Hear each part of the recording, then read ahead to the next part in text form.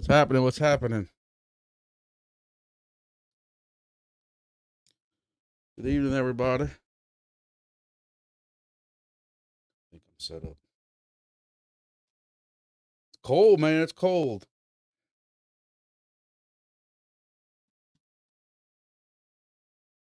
I was trying to find my full, I got a full orange face mask that I wear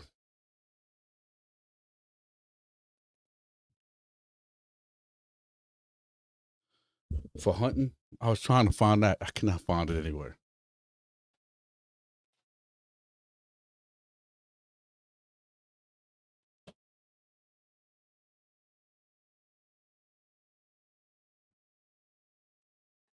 I don't think it's illegal yet for YouTubers to wear a face mask, is it? So COVID, you have to wear a face mask, but anything else, you're not allowed to wear a face mask. Maybe sure I'm keeping up with it all. Oh, Jesus.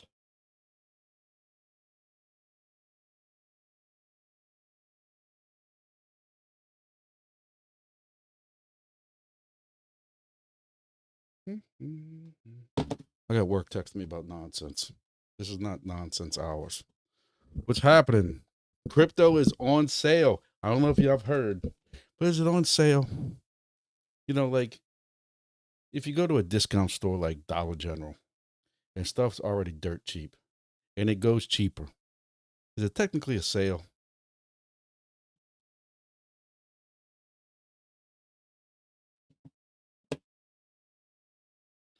Crypto.com has got some bullshit with them.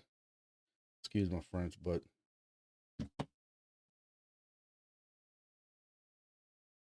I don't know if any of y'all saw that in the Facebook, in the Discord, the Grumpy Dad Discord. Make sure we hit the like button before we go any further and some of y'all get bored and leave.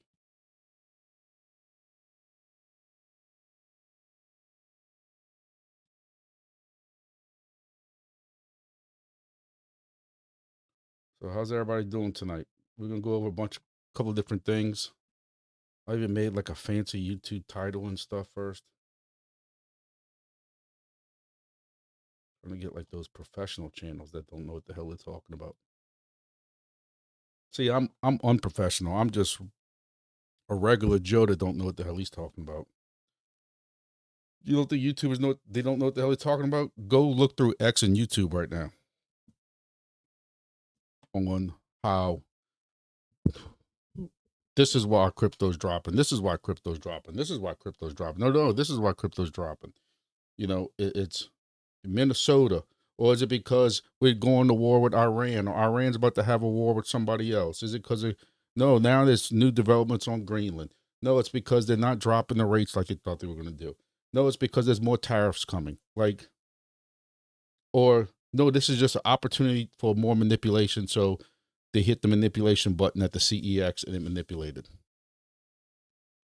You know, I told y'all before as a joke, somebody at work today said, did I buy the dip? And I'm like, brother, I own the whole damn dip factory at this point. You know I told y'all that before, but I didn't tell him at work that before. And he thought it was funny as shit.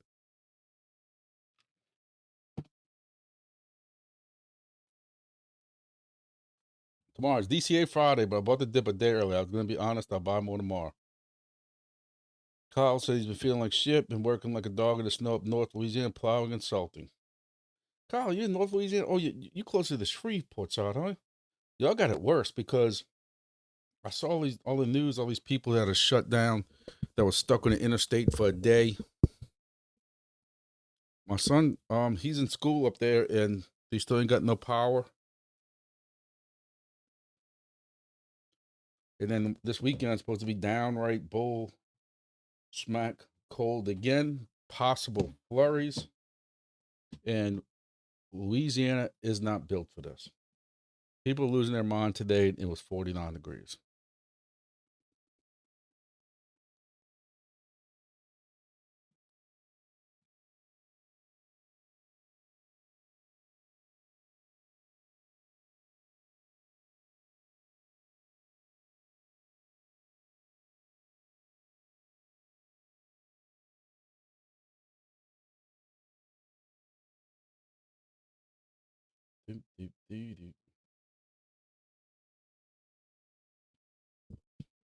So at the hunt lease, we are at 43 degrees with a low of 33. And for Saturday, which is the last day of hunting season that I really, really want to go, it's actually come up a little bit. Now they're talking about it only being 21 for the lows, 25, 23. Not that bad. It was the same thing last time. Oh, well. Oh, okay. I see. We got 12 and 14, 15, 16 mile-an-hour winds. Look at this wind chill. 10 degrees. I might need 2 heaters in my deer stand. If it wasn't the absolute last day of the year for hunting season, I probably wouldn't be going. And I still might not be going. I might wake up and walk outside to get my truck at 3 a.m. and say, F this noise, going back to bed. Work on some deep end projects in the heat. But that's what it looks like.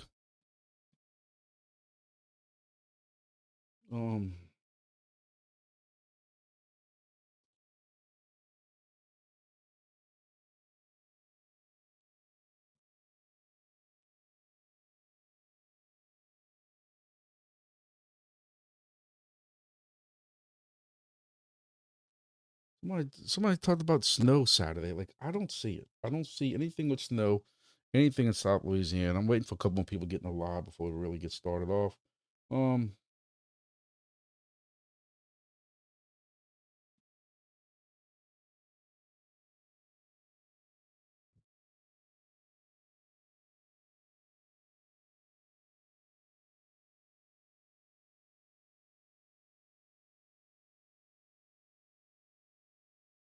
Looking at the models, this is Friday, Saturday. Like, there's nothing at all on Saturday. I don't know where the hell they're coming from.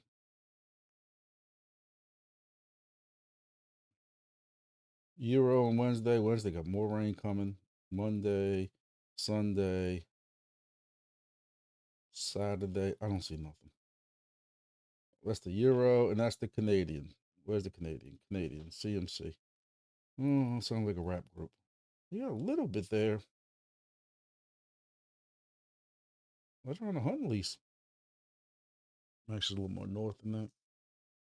But that's about it.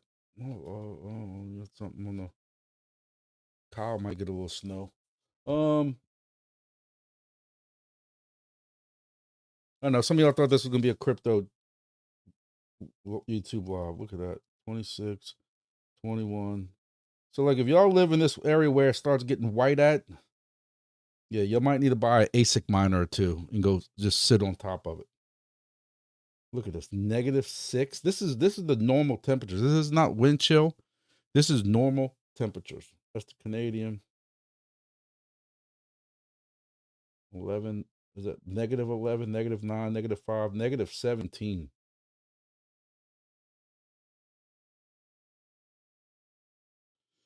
Anyway, now we can go to crypto. What's happening? What's happening? What's happening? Kyle, I am going to bring that up. All these leverage trades getting liquidated year long so far. Basically up for 4 days straight. Made good money though. B13 is this warm in South California. He's just going to go ahead and just rub it in.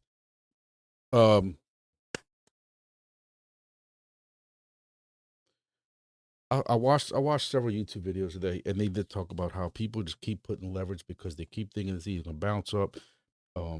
Watched somebody earlier talk about it going back down to. They thought it was by the time this is done, it's going to 80,000 by the time they get more news tomorrow. But you know what? We've also learned that when we think crypto is gonna zig, it always zags. It's one of my rules.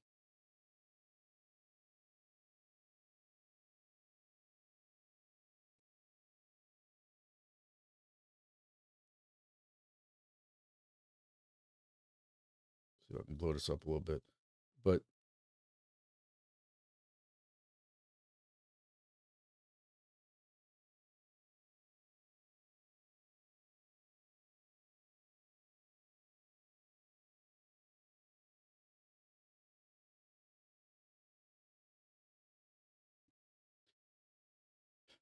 Yeah, we had 84,000. This is the 15-minute chart.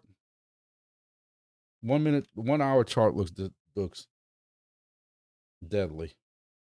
I mean, this is a hell of a jump. Like, does anybody know like what exactly happened? There had to be some kind of news, something that triggered. If it was liquidations of longs, you and what happens is you have people who keep trying to open up longs or shorts because they either listen to some people who think, okay, it's definitely going down, so I'm opening up some leverage trading with 100x because I'm an idiot or something like that. Oh, they don't do stop losses because they think they know better. Was it bots or something? I don't know, and they pick wrong. But this is 2 hours. This is crazy. I mean, you went from 90,000 yesterday down to 83,000 today. But you know what, guys? We've been here before.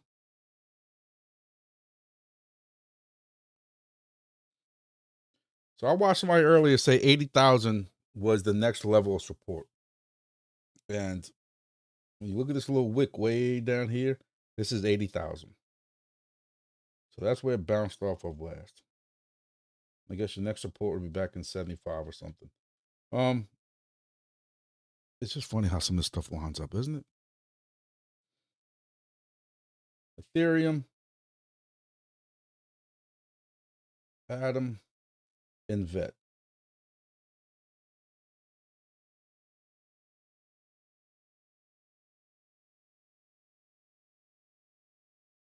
Now, what I was complaining about earlier is right now, Vet, I don't care which one of these charts I go to.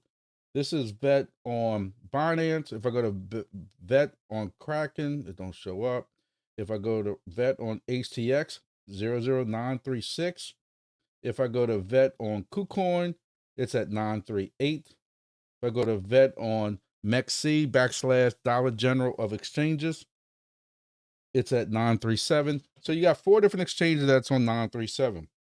So I normally like to keep my vet on crypto.com so I can see my pluses, my minuses, my P&L, whatever you want to call it, my unrealized gains, which are always negative. So just because I don't want nobody say I'm slandering anybody. So I'm down $3 on my vet because some of my vet I moved over to my excess account where that's where my long-term holdings are. But right now, if I wanted to buy vet on crypto.com, it's at 009627.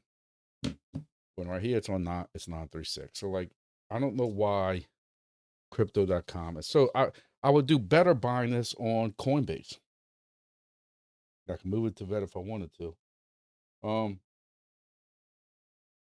Let's see what vet is over here. Vet is 0.00093.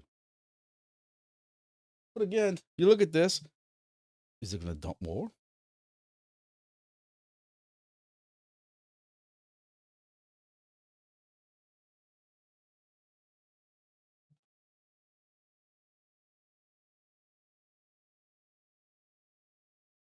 And if it dumps a little bit more, it's really going to make that much difference. You can see it's kind of like, this is the hour. It's kind of just kind of bouncing around up in here. So if I bought more on Coinbase right now, it says the vet price would be 0094, which is still half a cent less than a penny.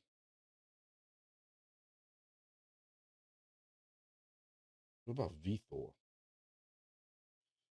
VThor is another one, which is the gas for.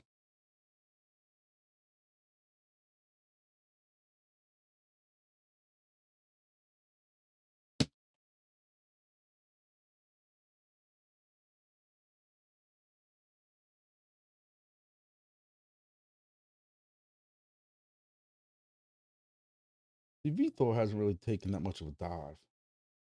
Took a dive from right here. You know, you're 85% down. You're at 0.0005 at one point. Cause I buy some of this every now and then. You know, because this was at a penny and a half at one point. 2 cents at one point. So you eat those zeros, it's pretty good if you do. I don't know. None of this is financial advice. I don't know what the hell I'm doing. And it's hot with this hat on. The reason I was putting this hat on, because it wasn't just cold in temperature. The crypto market is just freezing cold right now. It's death. It's death. It's death and manipulation. And not just on Coinbase, on Bitcoin and on crypto and everything else. Was it Kyle who brought that up? Yeah, I never hold on exchanges. I've always said I never hold anything on exchanges. The only thing I do is hold some of my vet when I buy an amount of it. I like to hold it just on there for a little while. Again, I'm talking about $50, $100 worth, because I like to see the plus and minus of it going up and going down. And especially if I'm buying on the downside, like now, I like to kind of see what my average price is going of that entire purchase. When I move it to Exodus doesn't tell me all that. Exodus just basically says, hey, when you moved it on that day, it was worth this, and today it's worth this, whether that's up or down. You have X amount of tokens, and the total amount is worth this. That's all Exodus really tells you. But then Exodus is my keys, my crypto. But yeah, on majority of my tokens and stuff, when I DCA, I use Coinbase or Crypto.com or whatever I can find the best price on. I buy 3 or 4 things, and then I immediately move it to my Exodus account or another actual wallet type account. Odin says, I'm just holding actual coins and stuff. Price means nothing to me anymore. Listen, I hear you. I'm you do you, but I still need to know where the price is on certain things. It helps me make decisions. I know we watched what's his name video a while back that said, you don't keep buying dips, you don't keep buying dips, you don't keep buying unless you don't keep buying the same token. At some point, you say, okay, I have enough of it, even if it dips some more, and you start buying something else that is discounted. That's his logic. Me, I look at it as I was buying Atom at $30 and $40 a piece. I was buying Peak, even though I have no faith in it, because this is how stupid my trading opinion is. Even though I have no faith that Peak will get to 70, 80 cents again, I was buying Peak at 40 and 43 cents. It's at 2. So the more that I can buy at 2, I think I got right now my average cost. And when I look at Crow, the Crow Crypto.com app, my average cost on Peak is now down to like 15, 16 cents. I have not bought any yet because, again, payday is technically tomorrow for me. And it actually directs deposit sometimes late this evening. But, right now, my crypto.com, my average cost is now 18 cents. Still kind of high when I bought it at 2 cents. I mean, when I bought it when it's worth 2 cents a piece now. But again, I was buying it at 40 and 50 cents, maybe higher than that, 60 cents. Y'all might remember better than I do. So my unrealized profit right now is negative $265. So you start playing this game. Do I want to abandon Peak? Hell yeah, I want to abandon Peak. Part of me wants to sell it all $41 of it that I own right now.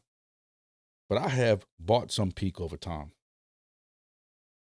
And the fact that it's worth 41 cents, it's crazy. But if I sit here and if I do the math,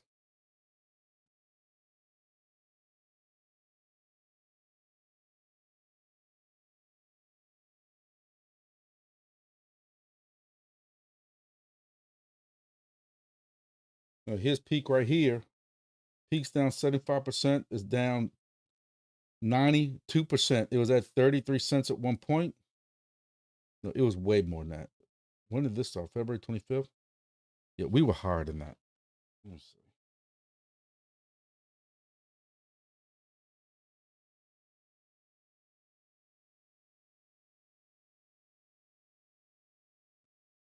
My crypto.com app don't want to go all the way over. Yeah, crypto.com. And Peak's been out longer than a year? Jesus. Oh, right over a year. So again, 67 cents, 67 cents. 67 cents. So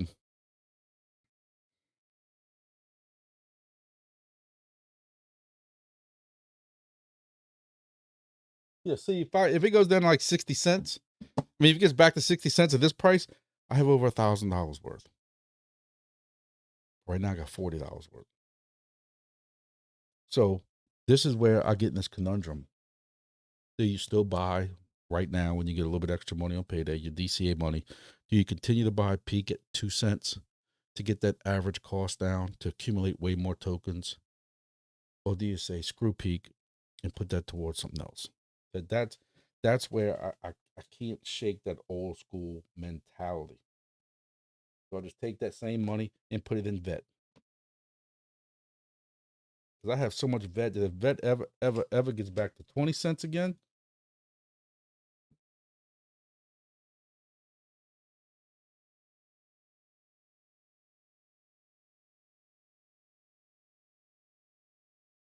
vet was 21 cents at one point, 16 cents. Not that I think we're gonna have this great alt season and vet's gonna go back at that price, but vet still got stuff going on. They still got UFC, then they advertise all over the mats and all stuff like that.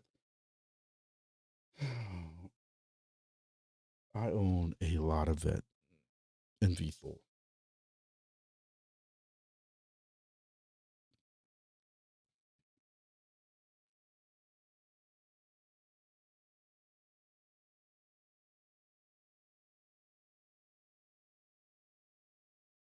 Yeah, I mean, he's at 2 cents a while back. I don't know. That's where I get stuck at is, I can tell you I'm not buying no H&T. H&T took a serious dive today. Not that it wasn't already on its way down, but it actually bounced right above $1.01 earlier today. It was $1.17. XRP $1.78. Wendy like you just keep seeing these videos from her. XRP is just going to continue to change the world, man. With I know some of y'all in ICP. ICP's down to $3. Came back up to 311. Grass. I'm sure we'll have 3 or 4 more epochs left to gain traction back, right? Solana. Now, this is another thing is I have that group of Solana that I told you all about where I took a whole bunch of my worthless projects like Demo and some of these other ones and sold enough and traded enough to get, I was up to 7.5 Solana. Sold it at 140, was buying it back at 130 something. Sold it at a 140 something again. It basically was a $10 swing, but with 7.5 tokens, you're looking at $75 or something like that. It was so I gained a little bit. But the problem is I kept doing that, and now I bought it back when it was at a 132 or 133, and it's at 117. So do you sell a little more of your other tokens to add into the Solana? Because that's not included my big Solana wallet that I have on Nexus that's also staking. I don't know what you can do with it.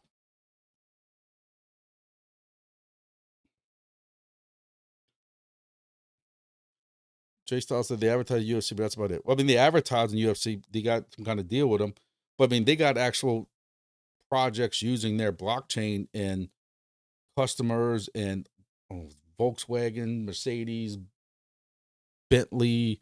One of them like that overseas is using vet for something, and I mean, so they got stuff that's on it. Oh, they do have some great discounts. Now, listen, this is where I just keep. My wife wants to know why I can't make decisions about things in life.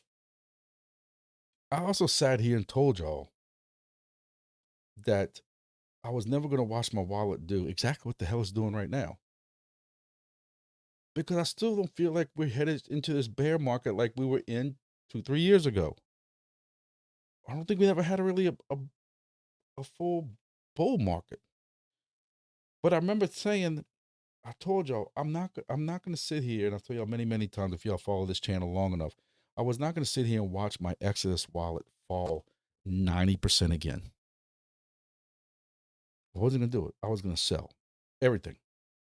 Everything, and then either leave it as USDC, cheddar on the side, or put it all in Bitcoin. And I said, from that point forward, I was only buying Bitcoin. What the hell am I doing right now? I'm still trying to accumulate alts. So since I haven't sold them yet, should I still be accumulating alts, or should I just say screw it, put my Exodus wallet on the side as far as alts are concerned, and just say from now on when I DCA, just keep accumulating Bitcoin? Because depending on who you watch, people who are a lot smarter than me, and we've talked about this before, we've chatted about this before, is will there will there be a real bull market like we're used to seeing? Will we see a full alt season like we're used to seeing? Some people feel that there's so many alts now, we're not going to see that.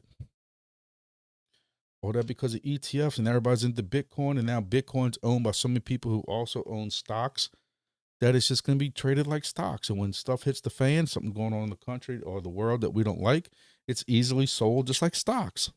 It's the good with the bad. And I warned people about this with ETFs and stuff a while back. And people again called me out and said I didn't know what the hell I was talking about. But I said this. Yes, y'all so happy that Bitcoin's going up because of ETFs, but now you're opening Bitcoin up to a whole new realm of people who've heard about people getting their ass whipped in crypto. And when they start seeing crap like this, what do you think they're going to do? They're going to say, not me. Shit, I'm pulling my stuff out. And that's what they're doing. So I don't know. Like, I told my buddy at work today, man, how you feel about crypto? I'll tell you how I feel about crypto. I should have bought gold when my buddy Will told me about it. That's what he did. He made awesome money in the last bull run. He was somewhat new to crypto, but he does a lot of trading. I talked him into getting crypto. He took a couple of $1,000. He had a certain level he wanted to hit, and he pulled out mid bull cycle, and he tripled his money. Because that's, if you remember last bull cycle we had, what was it, 3-4 years ago, 5 years ago now, 6 years ago, I don't remember what it was. That's what we made. And he pulled it out and he put it in gold. And still has that gold. I don't have that. I should have just followed him. The dude was a full like a trader. He knew what the hell he was doing. I should have followed him. But I'm an idiot. I wanted to go into projects and deep in. Passive income. Oh. Bitcoin is too big to fail now. Jay Styles, buddy, I love you like a brother. I wish that was true. Now, what do you mean by fail now? Because I've heard that before and watched Bitcoin go down last time to $15,000 when all these different channels back then were saying that will never happen again. I don't remember. I don't even remember what Bitcoin got up to last time. What did Bitcoin get up to last time? But they all said that. They all said Bitcoin wasn't going to have these huge drops like they did last time.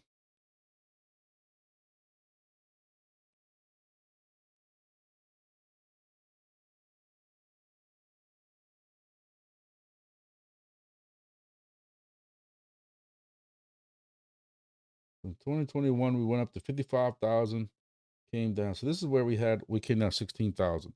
So we were at 67,000 when people said, we ain't gonna worry about going back down. We weren't going, I remember people saying, we're not going back below 40, definitely not going back below 31 or 30. And we cut that in half. So while you say, hey, it's too big to fail, if you mean 100% failure and crypto's done and everything shuts down, I do agree with you. We passed that point. But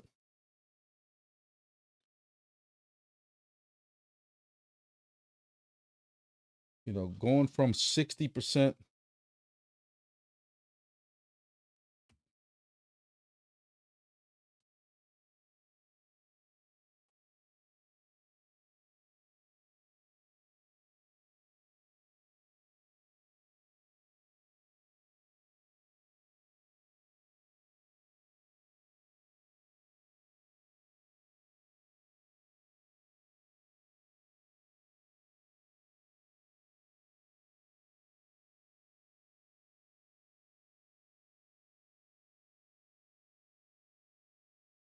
Well, yes, a 77% drop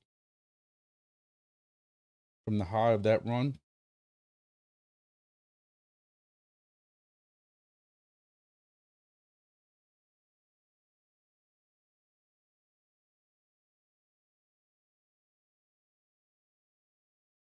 So if you take the height of where we're at with 77%, no, it's not 77%.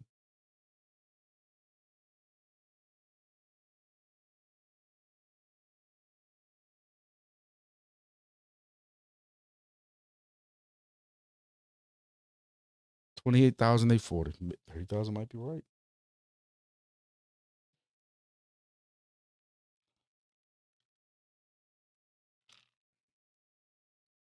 Is that right? Did I figure that out right?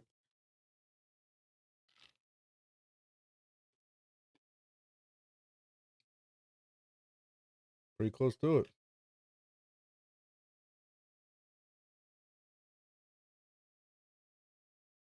What was the last run?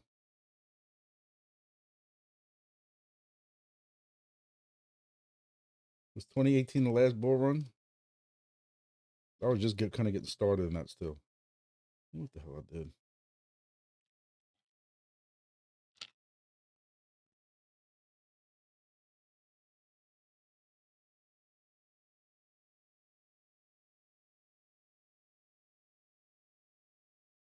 This was an 84% drop.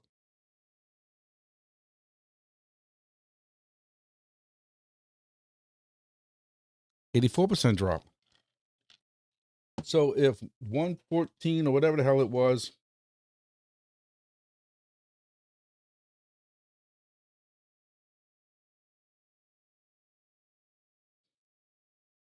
or I don't board y'all.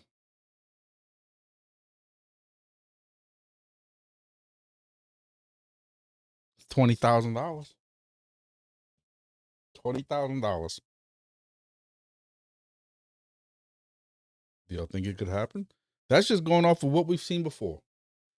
Last time they said there was too much retail in. They got too many people in there. It will never fall like that again. It dropped 77%. 77%. Odin, let me tell you what I got to say about that. Odin says, I'd love to see a $20,000 Bitcoin again.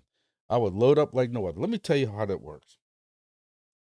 Grumpy told his buddies, because I have a group of, I've told you before, 2 other buddies I grew up with since 2nd grade. How many people can still say at my age, you're still good friends with buddies from 2nd grade?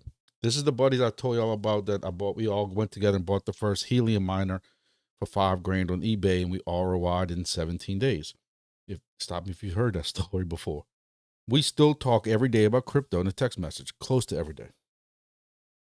And we all said that same shit in the last bull run, or whatever you want to call it, the last bear market.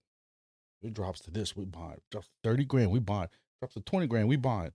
Drops to $15,000. And then you had your boy, what's his name? The stock market expert with the ponytail or whatever he's got. Remember that? The guy that was on BitBoy Daily or whatever every day. What was he telling everybody? Does everybody know? Y'all remember? What was he telling everybody it was dropping down to? Don't buy it $15,000 yet. Don't buy.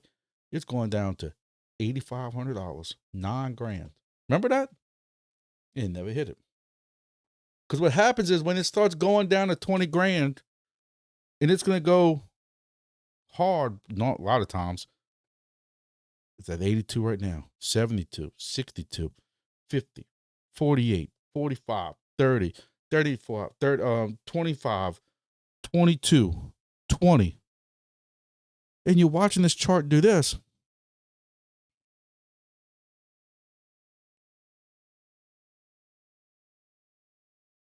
Not what I wanted to do. You know, if you right here, 68 was that high.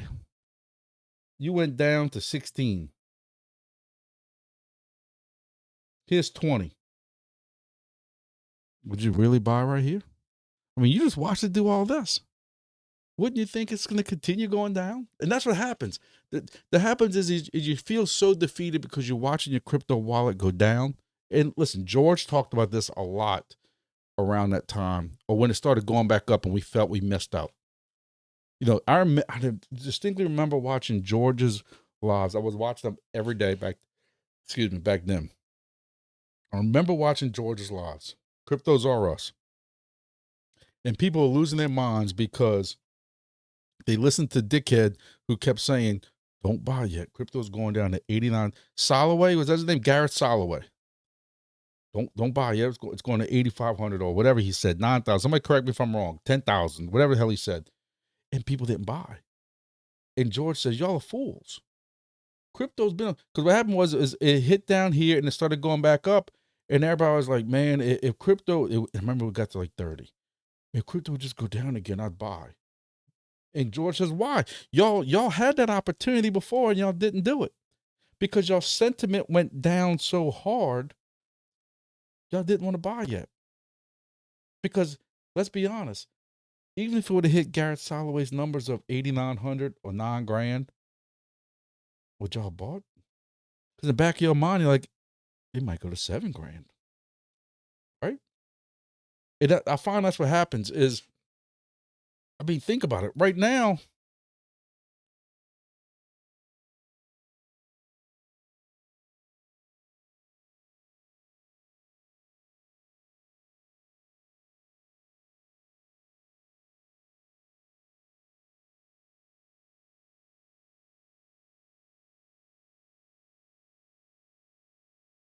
you can tell I don't mess with charts much.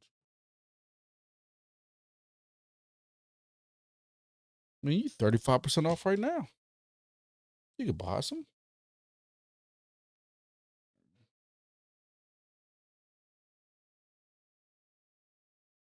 80's 36%.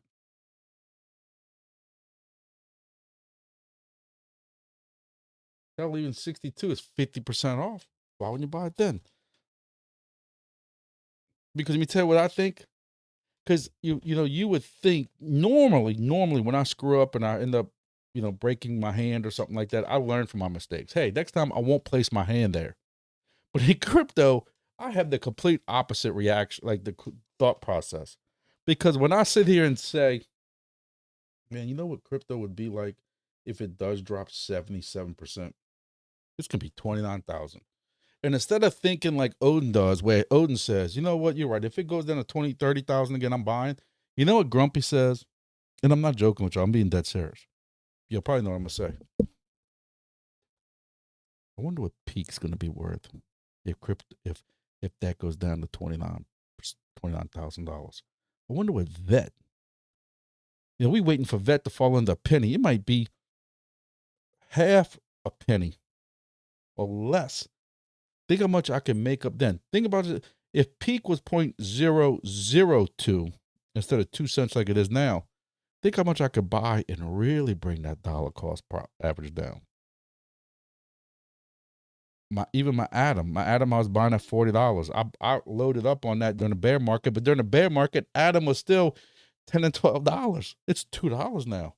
And that's where I get screwed up is I know if I was smart for the future, I would just load up on Bitcoin for the future of me and my family. I used to always have this when I got into crypto back in 2015. My whole thought process back then was I wanna own enough Bitcoin.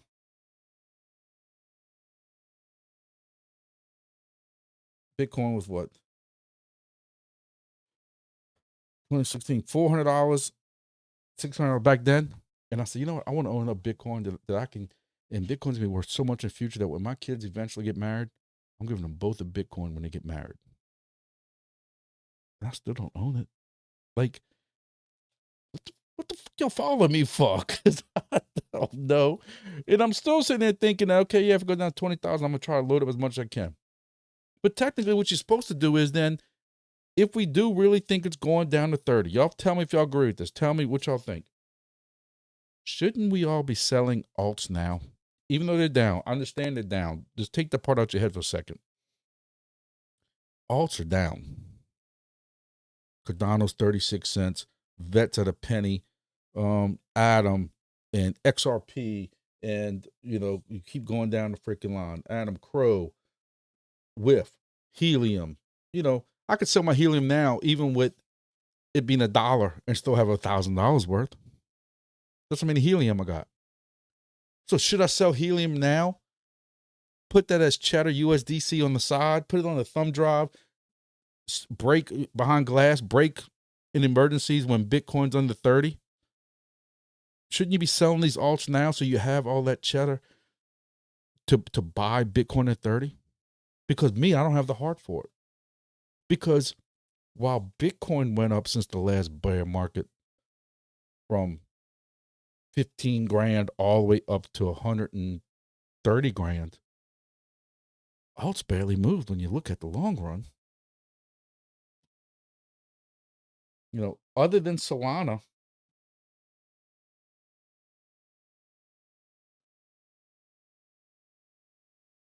Solana's a little bit different because Solana had that was my claim to fame with Solana. Solana had the whole deal with the exchange,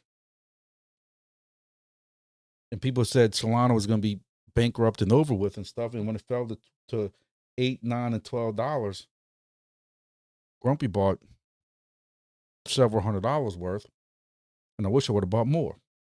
But again, I second guessed myself like I'm doing now and said, yeah, but do I really want to go buy another couple $100 worth of Solana? What if they're right? Yeah, idiot. And then you look where Solana's at.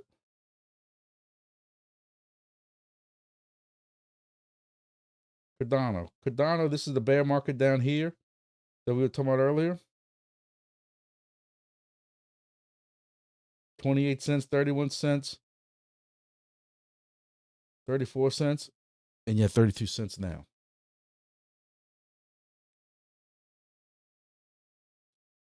Ethereum was at 1,500, 1,600, 2,000, yeah, 2,700 now. AVAX in 2023 was at $10, $11, $10. What you at now? $10, $10.87. We didn't have peak, we didn't have whiff. XRP was jacked up because they had that whole SEC thing going on. What about ICP? ICP in 2023 was $2.91. Yeah, $3 right now. You see my point? Yeah, we went up some, but Bitcoin can still fall another 50%. But if these fall 50%, they're half the price of what they were last bear market. Most altcoins already suffered $500. Dude, but Odin, you laugh, but you're 200% accurate. I don't know. I see half my viewers left. I apologize. I guess this is just what to me the hot topic is right now, because all the other YouTubers talking about the same thing. I thought this is something that we would ever want to talk about. I guess I'm not talking about projects. Like what projects are we going to talk about? Is anybody really superly excited about anything? Is anything that's on fire right now that we need to talk about? I mean, at this rate, Wingbits can go TGE next week, next month, 3 months from now, and be ready with stacks of liquidity to go into their token. It's still going to take the same direction. It's going to be no fault to them. But my fear, and I've been telling y'all this for 6 months, 5 months since they thought we were going to TGE, is when Wingbits does do this and comes here, people are going to blame it on Wingbits. But it's the market. But what they're going to say, Wingbits is a rug pull.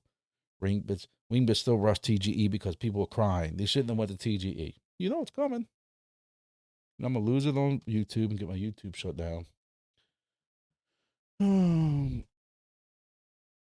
Odin, just when I think you're the smartest person on here, you have to make a comment like this. H&T is not dead yet. It can still do a lot if it opens in new markets with good ideas and prices. Odin, I think you need to update yourself on Helium, because what I've been reading and watching is this latest fiasco with the cell phone mobile BS might be their nail in the coffin,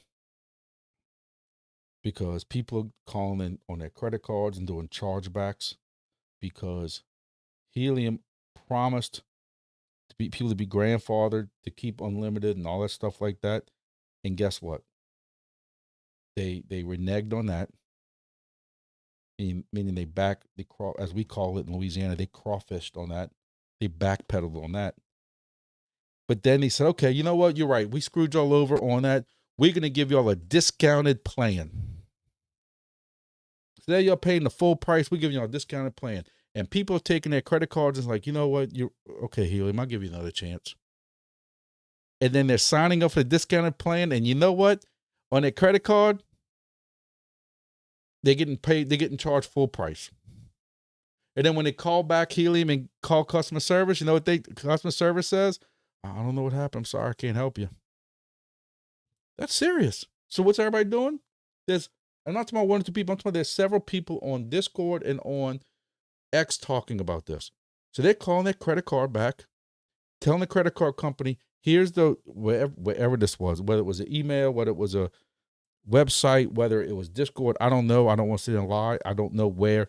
But what the people are saying is, I'm submitting to my credit card company the form or the picture that says, we're offering you this discount, and people are getting charged the full thing, and their credit cards are allowing chargebacks on it.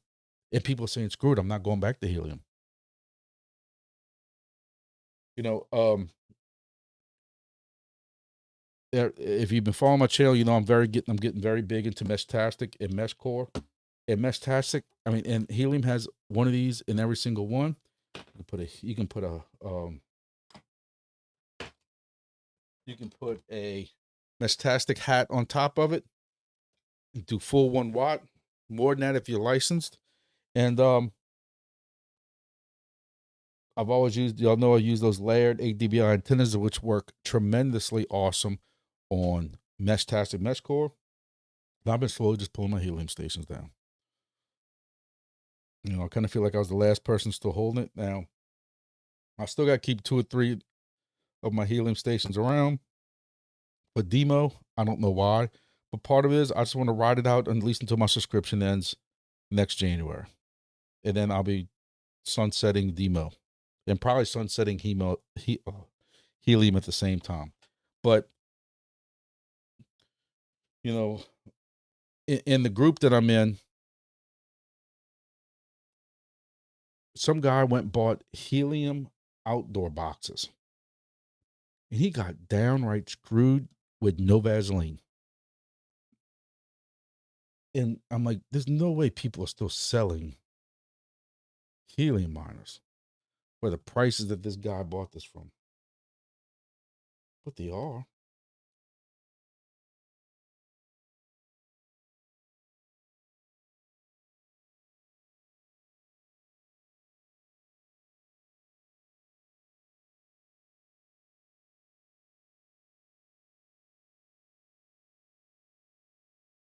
$500 a piece.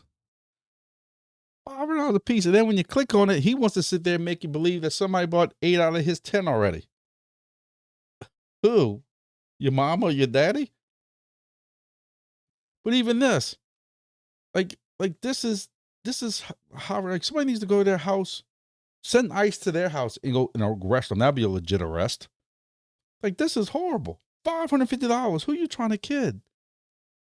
This is what people are still trying to sell this for. Like, is this people who got screwed and they're finally getting their devices in? They've been waiting this whole time. They finally get the devices in, so they just turn around selling them. I mean, it says new. $1,200, dude. Who are you kidding? Like, I just think this is wild.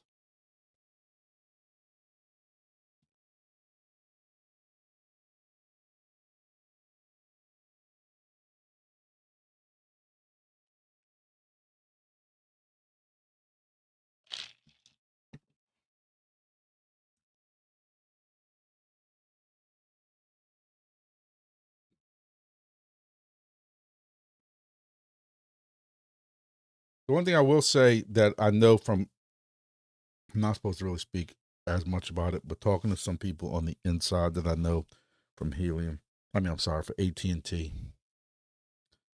is AT&T is looking to partner with anybody that they can to offload. I know, because again, I've been working a lot with them with the state and in my local area, especially with the FirstNet. If y'all familiar with FirstNet, and they are throwing up towers left and right. They're jumping on towers, putting up 5G stuff, putting 5G stuff on little utility poles and night lights and stuff like that. But they make it. I say they make it no secret, but they're not trying to tell every customer. But you know what I'm saying. But any partner that wants to do off net offload, i.e., Helium, XNet, and some of these other ones that y'all know about that never got involved in. And I kind of questioned like how legit it was, but it's legit. Like before, you used to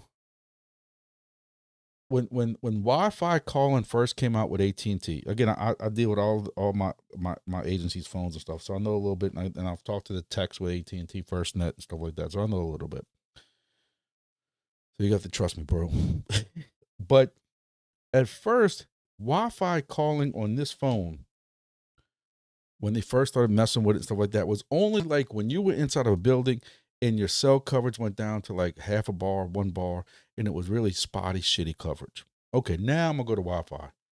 What they tell me is now, if this thing detects your Wi-Fi, it is automatically swapping over. You can even have a better cellular connection in your building for some reason, because maybe close to a wall or a window, and your Wi-Fi might only be like 2 out of 4 bars, and it's still going to use Wi-Fi because it wants to offload your phone calls as much as possible.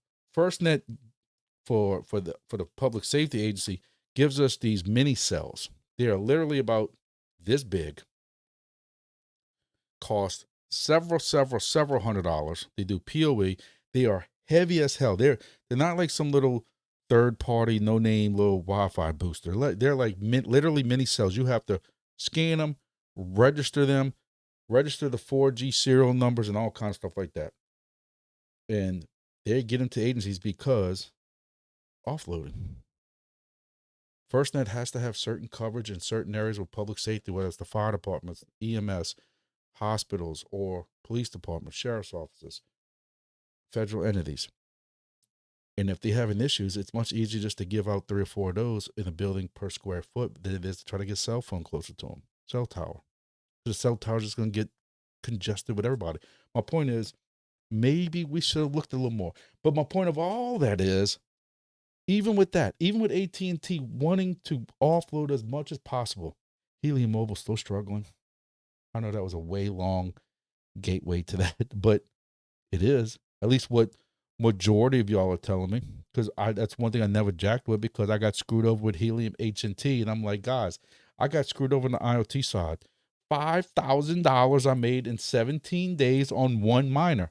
I bought 30 more, including 30 more $175 layered antennas.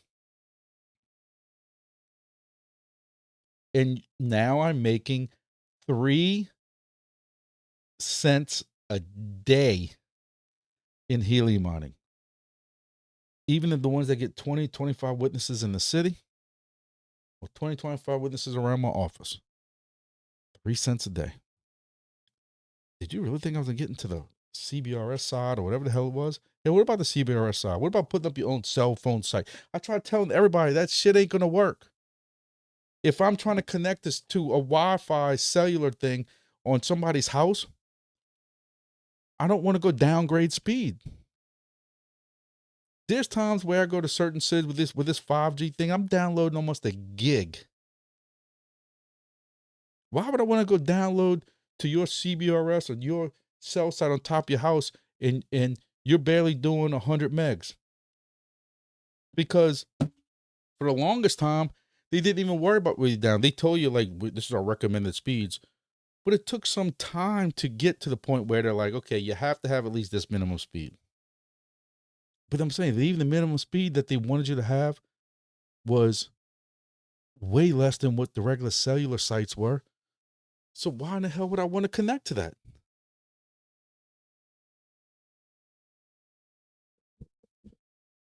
Anyway, that's way long. I think coin yield means much more right now.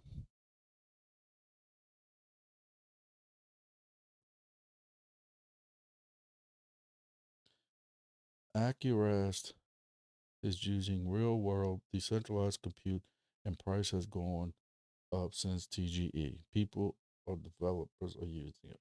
Congratulations. That's cool. Glad to see somebody's being successful. I want everybody to be successful. Wingbits missed the boat. I'm with 619. Most wallets have suffered like 500% losses. Let me go back up. I think the altcoins just ahead of the curve to where Bitcoin is heading. They were already at the lows. Agency's not dead yet. I would love to see 20,000 Bitcoin again. The bull market only curves. Are they saying going to 30,000 Bitcoin is too big to fail? No, yeah, they are.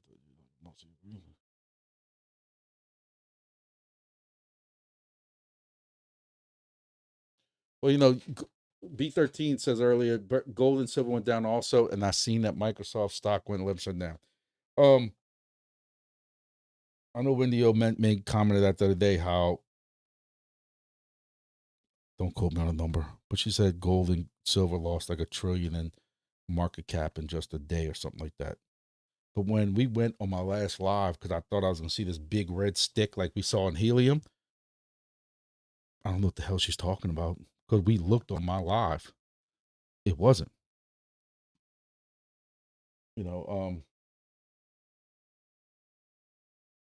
about before I got into this really money crunch that I'm in right now, it just sucks, man. It just seems like you can never catch up. Like it's always, always, always something. It just I know y'all sick of hearing about it. And I know my little troll will sit here and attack me if I bring it up and make more comments. So I'm not gonna sit there and make comments. It is what it is. But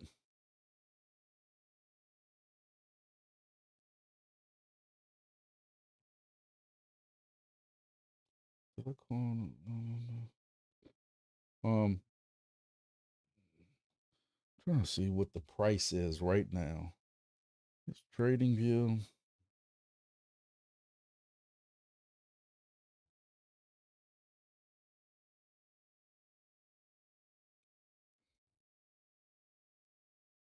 Yeah, I need to get my head out the way for this one.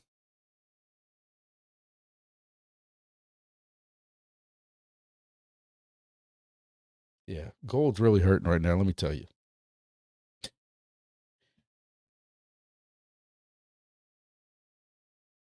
All time highs. You're looking from, this far back, 2023. Look at that. You think gold's hurting? It took a little bit of a dive, 4,300 down to 4,000, 3,900. It just kept on recovering, and this is where it's at now. So like when Wendy O the other day said how gold took this big dip, I don't know what the hell she's talking about.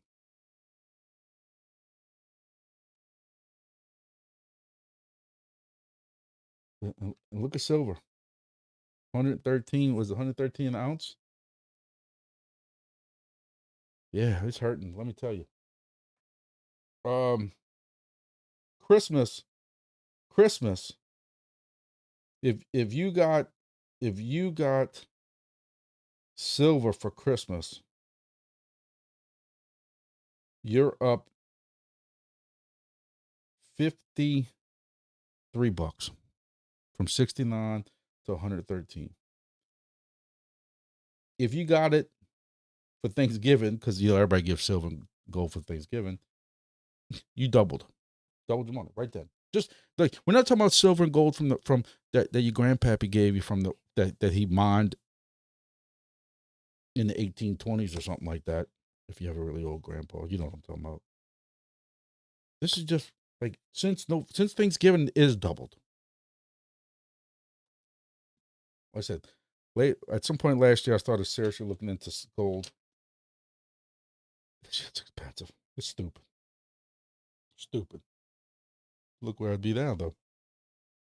I wouldn't be worried about how many cents I lost on peak.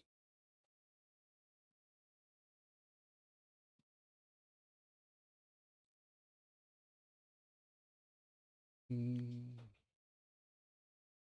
Um,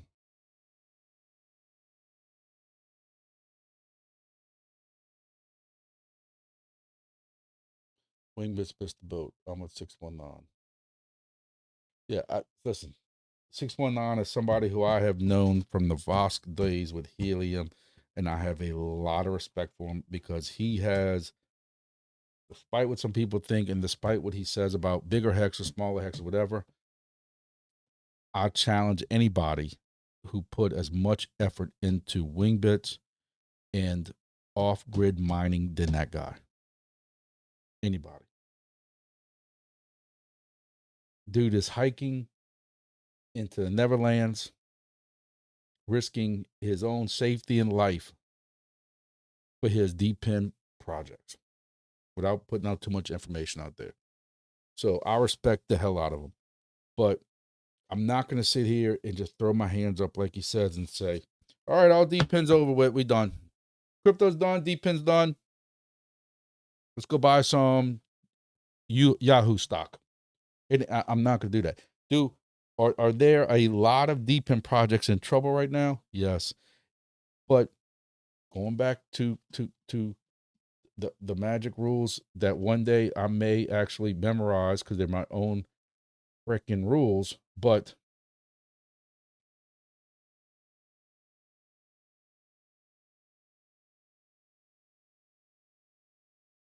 man, I got too many windows open. Grumpy rule number 8. Remember Grumpy's rule number 8. A project can be a success and rewards suck for miners. And mining can be profitable, but projects suck. Despite what people want to say this day, and despite what I just spent 10 minutes spewing out of my mouth, I will argue with anybody any day of the week that they want to argue. Helium was a success. And I'm talking about both sides of it. Helium's been around for they actually started in 2018. They've been around for 8 years now. They got customers using it. Demo based a whole line of miners on it that they sold a hell of a lot of on Macrons, WeatherXM, several IoT projects that I probably don't know nothing about, but I know there was IoT devices out there using their network. They are a classic case of just piss poor management. And if you saw my video that I did a while back, I still say to this day, that sums up Helium right now, probably better than it did when I actually made the video. Because homeboy, whatever his name is, he can't buy a vowel or a freaking clue right now.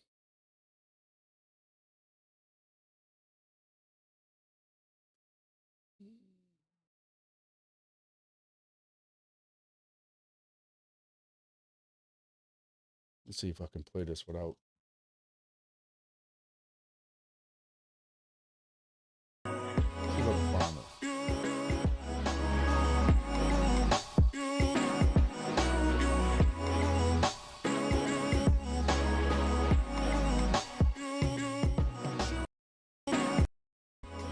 Do a video covering all this mess going on in Helium.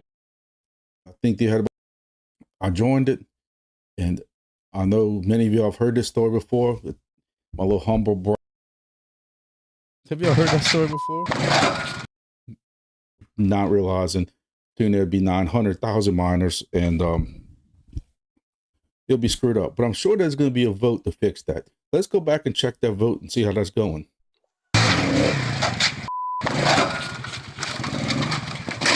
Well, yeah, I don't think they straightened it up yet, but we'll check back in a little while. I'm sure it's going to get straight. So, going well. Let's check in, and I'm sure that is going well.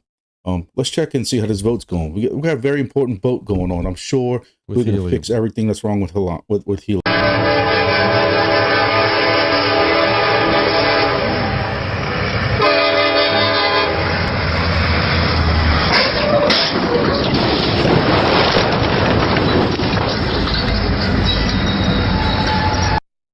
Now, that. We're still working at it. I got a faith. Just give it faith, guys. We're gonna fix this. Helium's gonna fix it. At some point after losing Solana, they decided to split into sub-DAO temp. I'm being told that's not really correct, or it's just been a dumpster fire. But let's go back and check, see how this vote's coming. We've got a very important vote that they're working on right now.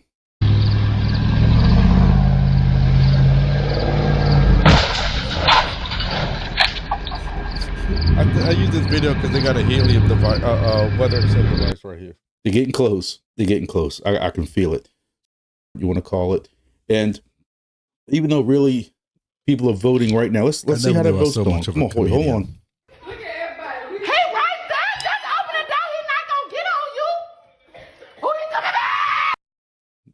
They're almost there. They almost got this right. I mean, helium's been a big long car wreck. The different companies inside of it, but somebody's blaming it on something, and it's just a dumpster fire. And as you can see in these videos, oh my god, oh my god.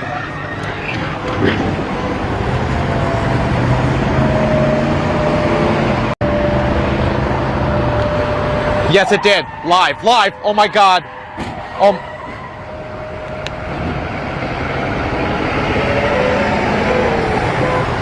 A long car wreck that just won't stop. I don't remember. Lit his own money on fire. I'm only burning my half. All you care about is money.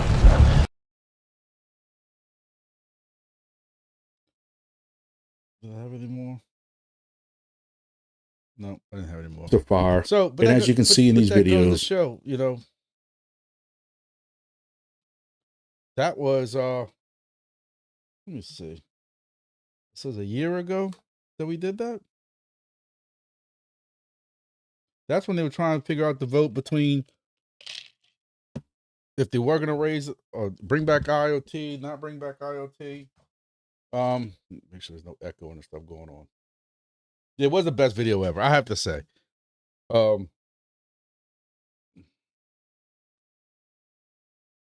I didn't get the most views on that though. I think I'd like to go figure it out. I think the most views I ever got was when I went and completely lost my shit on DeFly. That's when I was actually in shape, coming home from the gym. Still had my gym shirt on and all that.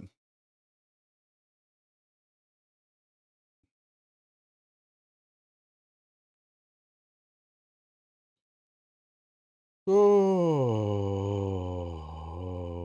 D-Slime. This is my most popular video was hunting. That's pretty sad. But Crypto Channel, my most popular video was my hunting video in Texas. I should have took that hint. But actually my number one video is my Wingbits WB200 DIY. Somebody must have really shared the hell out of that one.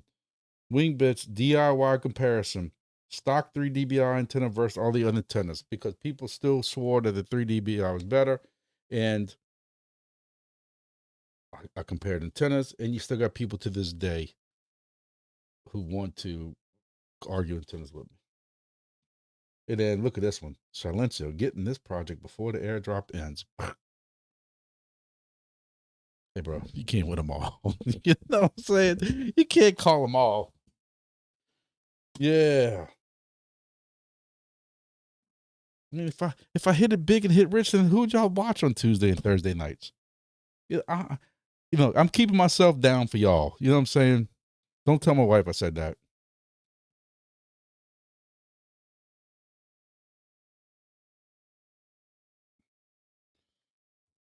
All right, before we jump into our next subject, Wingbits TGE, February 9th, 2026. You heard it from 619 first. If it's wrong, you'll go after 619.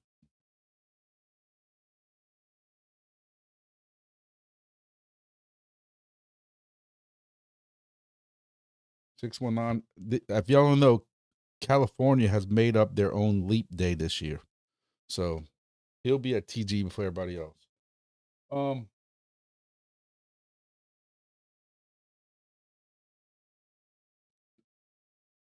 So I think Kyle brought this up earlier. Swordchain. Swordchain has come out and said that they were going to get completely away from their little devices, whatever they call them this week. And I'm trying to remember what the hell they were called, but I can't remember. I think they ended up calling them Swordchain Minis. They were called something else a while back. I don't even cover Swordchain anymore. That project's completely lost. You know, I complain about never seeing ROI in Demo, but Swordchain was way worse. So I don't even talk about them. And they did bring up, you know, they talked about how they weren't even going to even reward anymore starting January on their minis.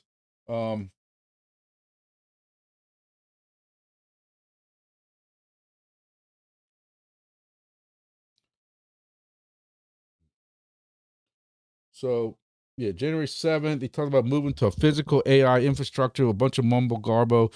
AI is the hot topic, so every project wants to say they're doing something with AI to make you all excited and feel good inside. Swordchain Mini contributors were supposed to get some kind of like bonus, and it was like 2 to 3 cents a day, a week, a month, or something like that. It was stupid.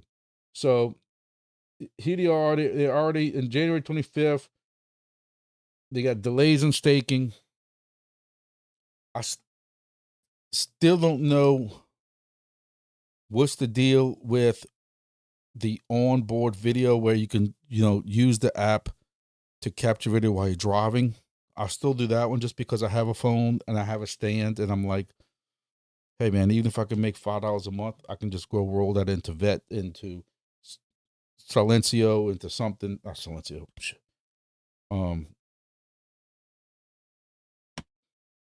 Yeah.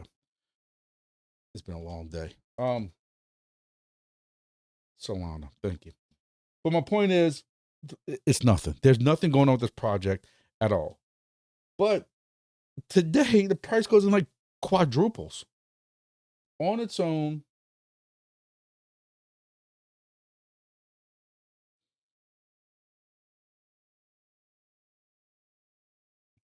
So, like for the month, you're up. You at 0.0002. That's 3 2s. I'm sorry, 3 zeros.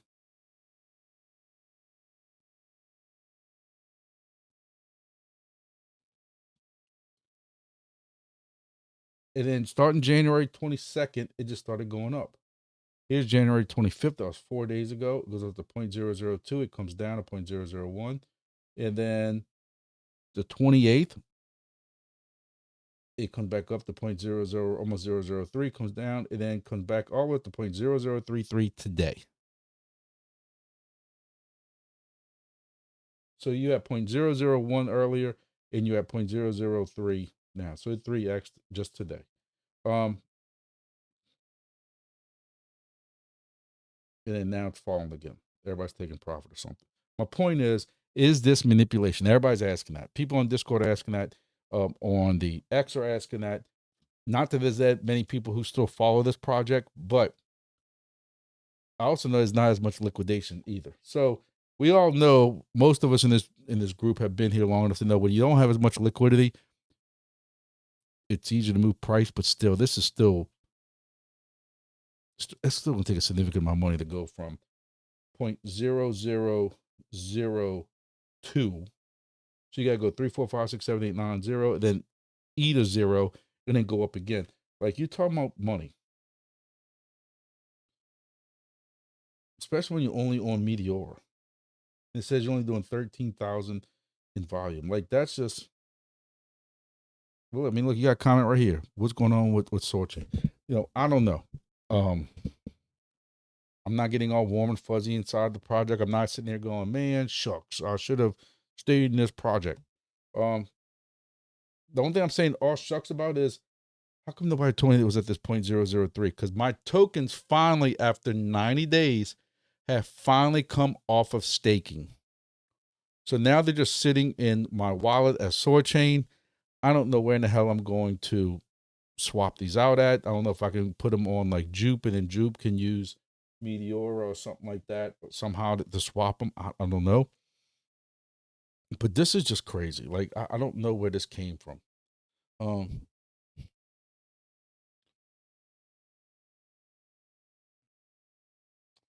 So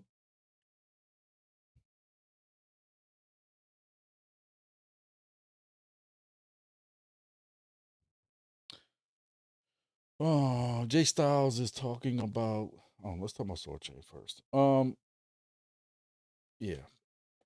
I don't know if anybody's got any inside information on this or figure out what's going on.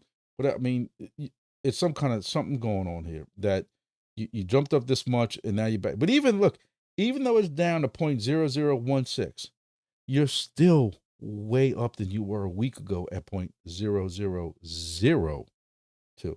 So here comes the same dilemma I've been asking all day. Not that I want y'all to make decisions for me, but it's like, hey, what would y'all do? What would Grumpy's group do?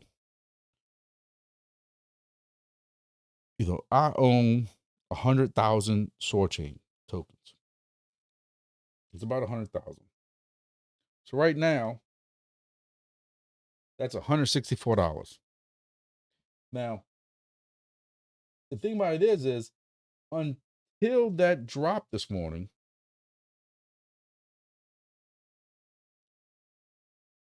this was up to 0.003. So I mean, I'll be almost $400 in my pocket.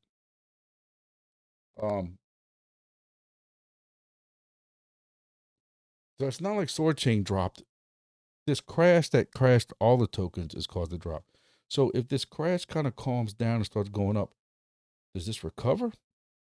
And if it does, what's it recover from? Is anybody even still running this project? Or any of y'all at all, the 12 people I have watching this, or the 100-something people that are going to watch this live after, is there anybody running this project anymore? Anybody paying attention to it? That's, again, I don't even cover it on my Monday videos anymore. I have 1 or 2 people who still contact me. It's funny that this is where me and my troll first got into it at, because I called this out as starting to have problems whenever that was, 6, 8, 12 months ago. And that's when he first lit into me, and I did the whole video on I'm going to answer my critics, and I'm not backing down. I'm not scared of trolls video. If y'all saw that when I lost my shit on video, because it's all bullshit. But I'm right. In the end, I'm right. He'll follow me into another Discord and say half truths about me on that one.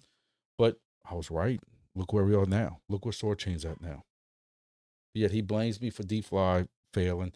I guess he'll blame me for Sword Chain failing too. I don't know. But I'm just curious. I'm just curious what y'all think about Sword Chain. If anybody's in it, anybody's messing with it, anybody like that.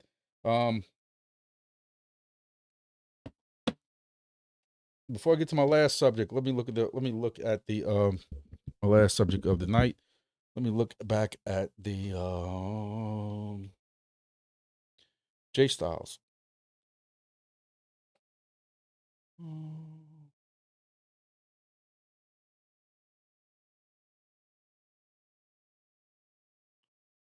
Listen, just like you don't talk negative about God in his church, this is a house of worship for Wingbits. You're not allowed to speak ill of the name of Wingbits in Grumpy Church,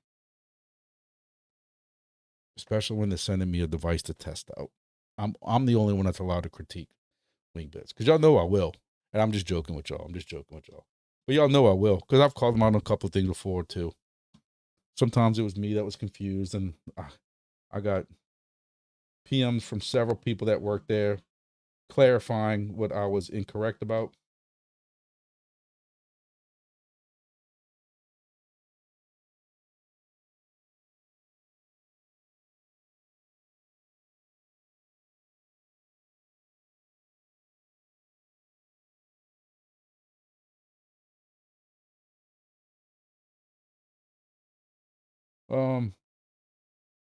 Let's see.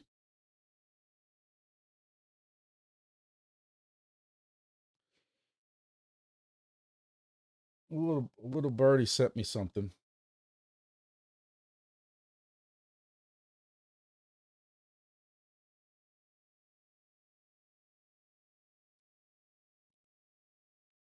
A little sneak peek at something that might be coming to Wingbits.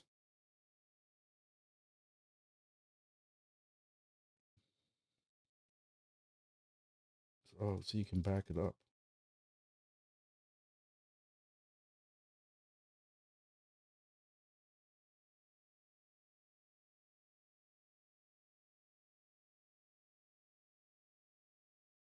Well, that's cool.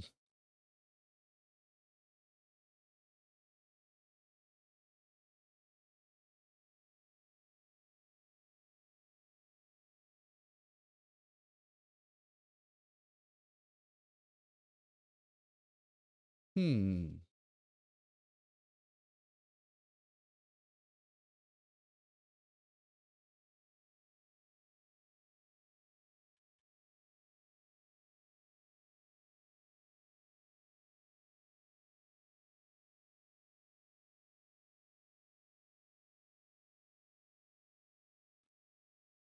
Oh, wow, wow, wow.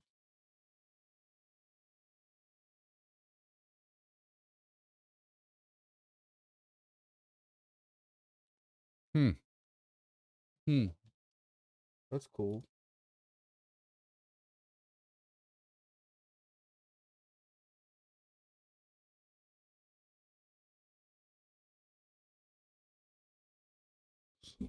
So supposed to be some news coming to the change log tomorrow.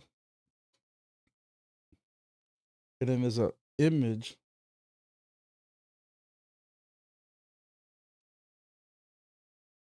where on some planes you can see the altitude and the speed like this. Oh, and the flight profile on the bottom.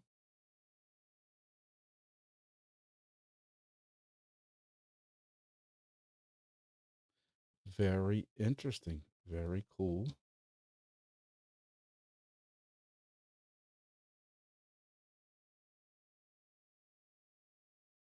So what it is they have a cockpit view now is what it's called.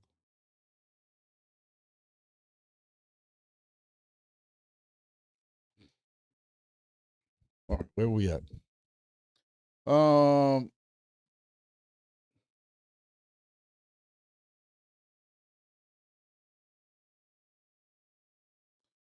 If you release the coin now, releasing the bottom won't go well. I agree. But the problem they're in now is, and look, I've been one of the first people, just because of how much I own, and I can't sell them all because they're getting distributed over 12 months. But while I have been one of the people, I can sit in line and say I wasn't, but the market could be completely tanking right now, like straight nosedive, like a plane that's lost its engines, no pun intended for Wingbits. And they're like, look, guys, they could come out and say, look, guys, we understand that we told y'all we were going to come to TGE in Q1, but you know what? Because the market's just doing this, let's say Bitcoin is going back to that 30,000 that we were just talking about. And they say, you know what? We just don't feel it's financially responsible for us to go to TGE yet. You're going to have the Discord go crazy because people are too short-sighted. Tell me I'm wrong. Or you're going to have some people who say the market's never right.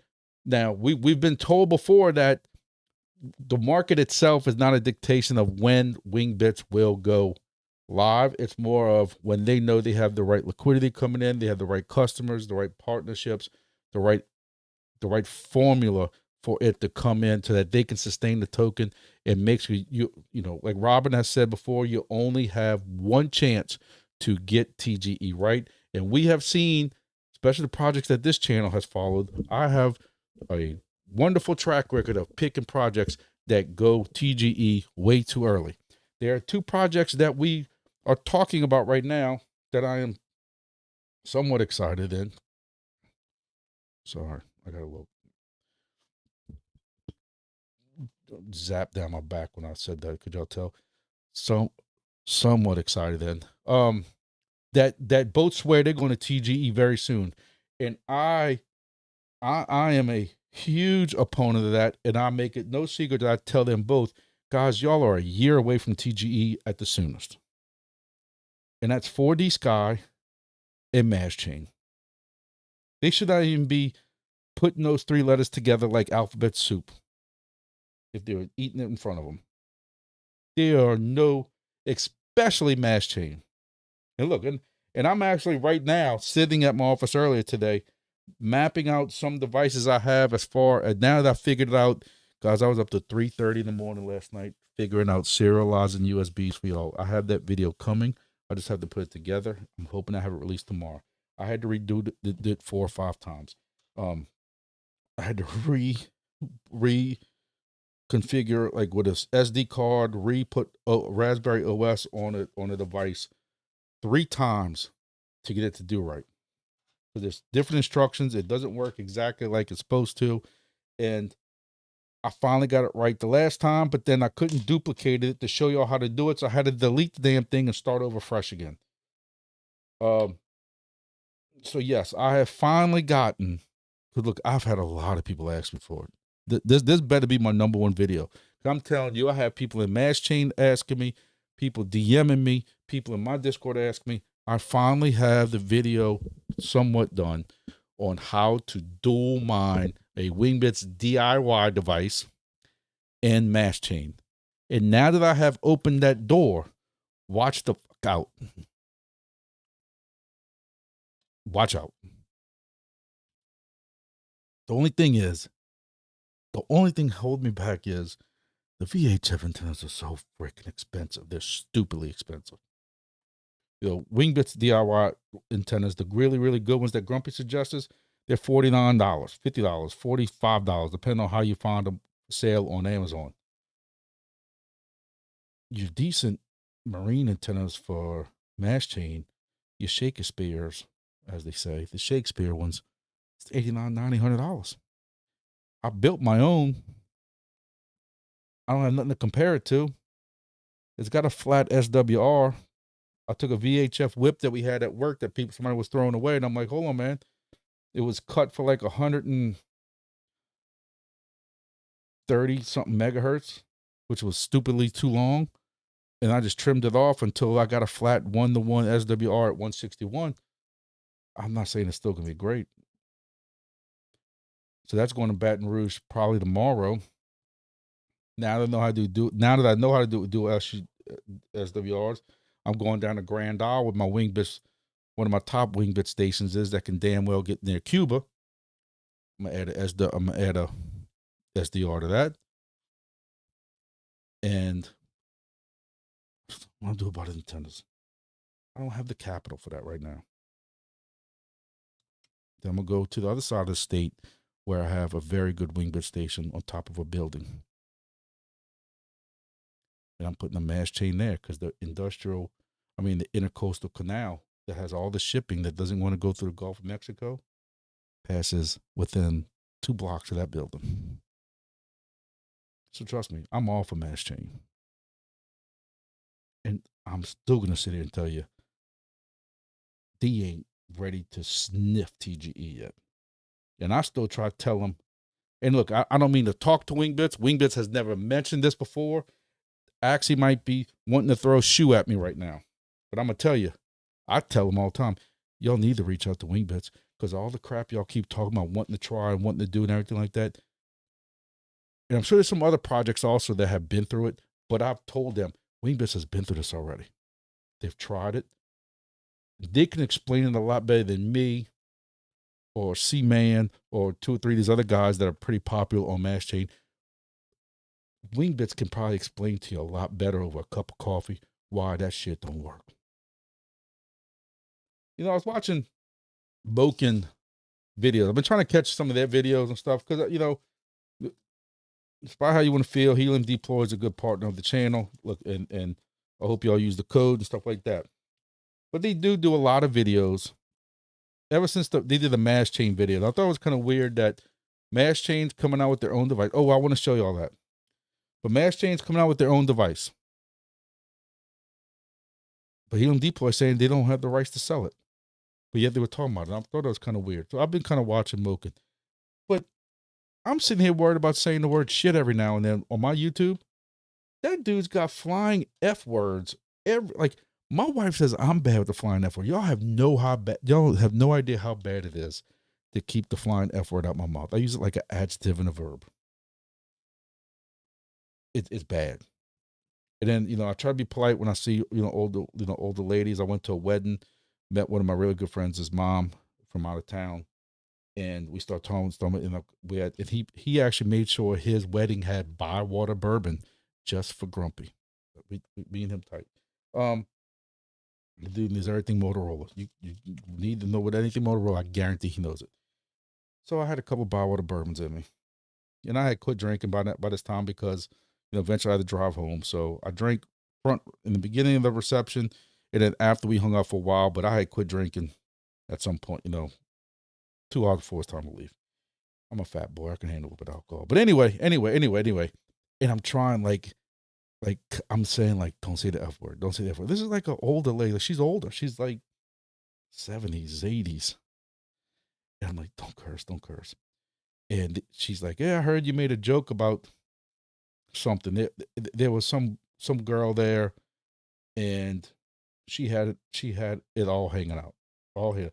And she wanted to come meet me, like as if I'm somebody special or some shit. And she's trying to talk to me.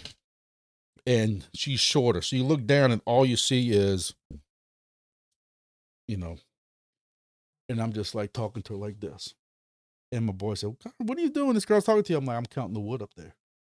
I can tell you every piece of wood up there. Because you try not to be like disgusting, but when you look down, it's all you see is mounds of pleasure or something. And I'm counting the wood, And my boy's like, dude, so what are you looking at? I'm like, I can tell you how many knot holes they got up there in a piece of wood. That's some damn good woodwork, man. If I ever do an outdoor thing, I'm going to see if I getting that. And it was funny. So later, till they get this lady, she's so sweet. And then she tells me, like, out the blue, she's like, yeah. She says, also, I heard a lot about you. Jason told me a lot about you. And I also he told me you were admiring my woodwork on the ceiling, and I about spit my Diet Coke out. It was just so funny. And we were saying something and going back and forth, and she would just let me have it. She's like, I know you were trying to be a gentleman, stuff like that. And then and I'm like, yeah, effing this. And I'm like, dude, I can't believe you just cursed in front of this lady. Like, I was trying to be so polite, and I'm like, I'm sorry. She's like, you don't think between my son and my husband, I hear that all the time. But that's just how I was raised. It's one thing to do it in my house, but in public, especially in front of somebody who's more senior than you, you don't do it. That's just the way I was raised. And I just can't help it. Like, I just have my fuse to stop the F word has been blown. And it was just, anyway. But yeah, I'm Moken, like, I don't know how he gets away with it though. He says the F word for everything. Like, he can get this working, this effing thing, this. I'm like, how is he allowed with that? So for those who didn't see, in one of these 17 tabs I got open, let's see.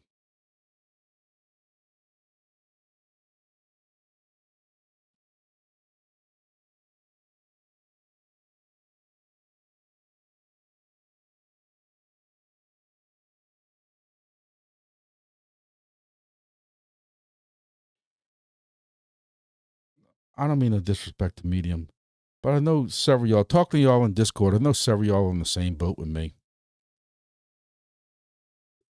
Did anyone catch the most recent Medium article? Medium means nothing to me. Do y'all feel the same way? You know what burned me with Medium? I know y'all gonna say y'all sick of hearing me talk about them. Let me tell you what burns me the most with Medium. What burnt me the most with Medium? D-Fly. Because you can write your own articles as if it's from the third person, like as if they're being interviewed. When D-Fly had a Medium article about their contracts with every Walmart station, that they were going to put an ADS-B drone tracking device on every Walmart, and all these people on YouTube, and everybody picked it up because it was a Medium article. Wingbits, I'm sorry. D-Fly put it out themselves. D-Fly put out many Medium articles, making it sound like, so then you start learning that a lot of these projects, that's all Medium is a way for them to make it sound like it's something special. And so, like, when I see this for any project, I don't even click on it. Like, if this screams this ick to me more than it helps y'all. But anyway, let's keep going. So we knew Mastchain was coming out with their own device, and I've told y'all that if y'all want in on this project, y'all time is getting limited.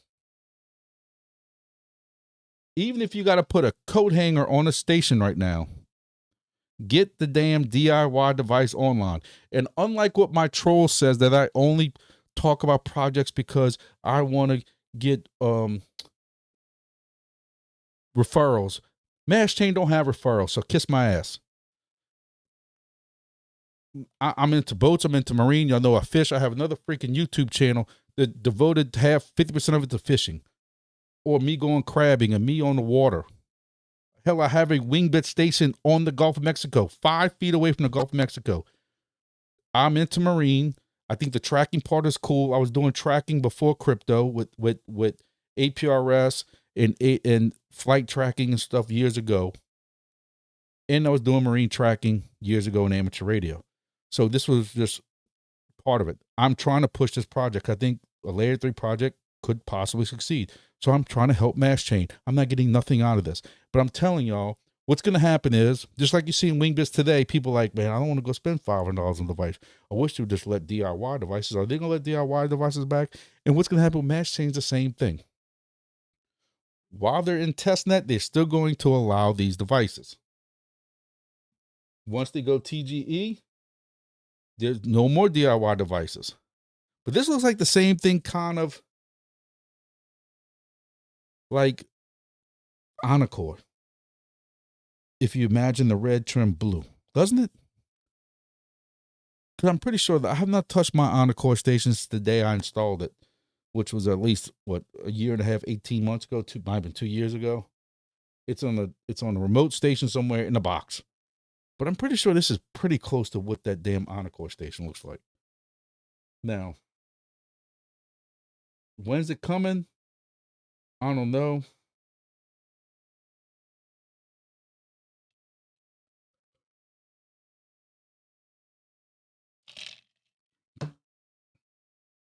That's changed up to 500 users.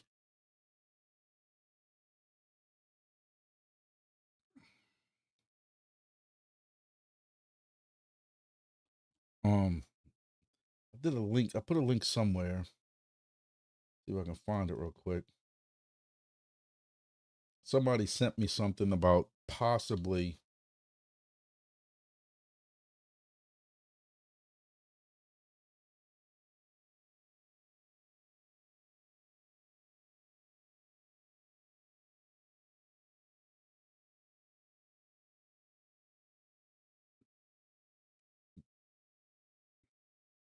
somebody sent me this link. It does kind of look like this device, doesn't it? Other than there should be an antenna port right here. But it's kind of like the same device, isn't it?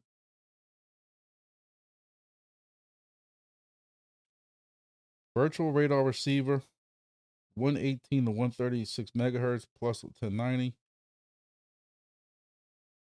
Tri-band antenna included. This is some jank stuff, huh? I don't know if you ever saw it before. I didn't see this before until somebody sent me this from my Discord. Hey, do you think this could be the same people? I don't know. I don't know if this is a universal design and that's why we saw this with Encore. I'm pretty sure this is what Encore looked like. Again, I got it in, set it up, put it in my station. It's ran since then, along with my GeoNet. Call it a day. Knock on wood. Haven't had to go back out to it. Just thought that was cool. What else, guys? What the F is Medium?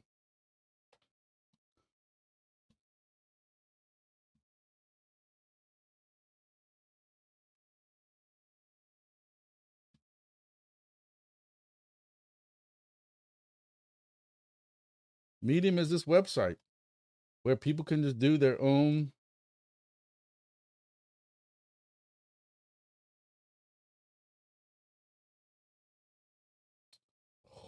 Why do I have to sign? I don't want to sign in. Show me some articles. So again, this is a long read too. You get to write this article and it gets posted. But basically, and again, I'm not knocking I don't want to sound like I'm knocking Mastchain, because there are a lot of projects. Almost, I don't know about Wingbits. I actually can answer if he's still here. I don't remember ever seeing Wingbits, but almost every project, or a lot of these projects all do it. And basically it's like, hey, Medium, we wrote this article. Like, this guy might not work for Medium. He might work actually for, I'm sorry, he might not work for Mastchain. He might actually work for Medium. Basically, he took this article and uploaded it. That's how that works. He took the article and he probably got sent the images, blended them together, and put it on here and said it was this article. But I know for a fact during the DeFi scam crap, those articles came directly, because you remember, I was really tight with them at the beginning. They were feeding Medium the articles, and the person who supposedly wrote it, like this guy right here, whoever this would have been for DeFi, didn't exist. Did not exist. And then they had some real famous guy who does ADSB type stuff and flight stuff or something like that on LinkedIn write a big article because he covers some kind of magazine. I can't remember the hell the name of it. It's like unmanned aviation or unmanned drones or something like that. And basically he's a paid to write article, meaning DeFi paid him to write a fluff piece about him. People knew he was legit because he's big in that space. But when we dug, Flying Burrito, that's why Flying Burrito got all these BS accusations against them. Because Flying Burrito doxed them and figured out first that they were a scam. And then when I joined on that, the next thing you know, they're telling everybody on the DeFi thing that I'm killing all their liquidity and stuff. No, DeFi had people volunteer to. We're not going into that. We're not going into that. My point is, so anything now that comes up on Medium, I just don't pay no mind. Now listen, this could all be 100% accurate. 100% accurate. Don't automatically think because DeFi used it that everything else is game. There are some legitimate projects that have used this. All I'm saying is it's not like it's an independent person that sat down and did a video with him. I mean, I guess it could be possible, but normally Medium's not. But again, this is how long this video. Y'all thought I did long videos and long articles. Holy hell. Now, again, another thing is they do put all their references down here of where they got some of their information from that article. So that does legitimize this. But if y'all want to go take 42 days to read this article, go ahead. I'll even.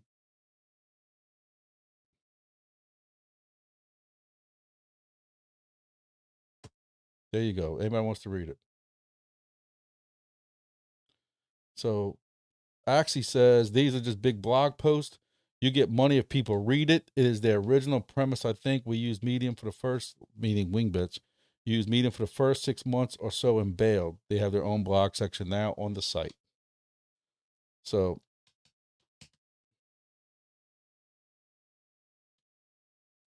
what is needed? I've been out the loop. What is needed besides the SDR, the dual mine Mastchain, an antenna, feedline antenna?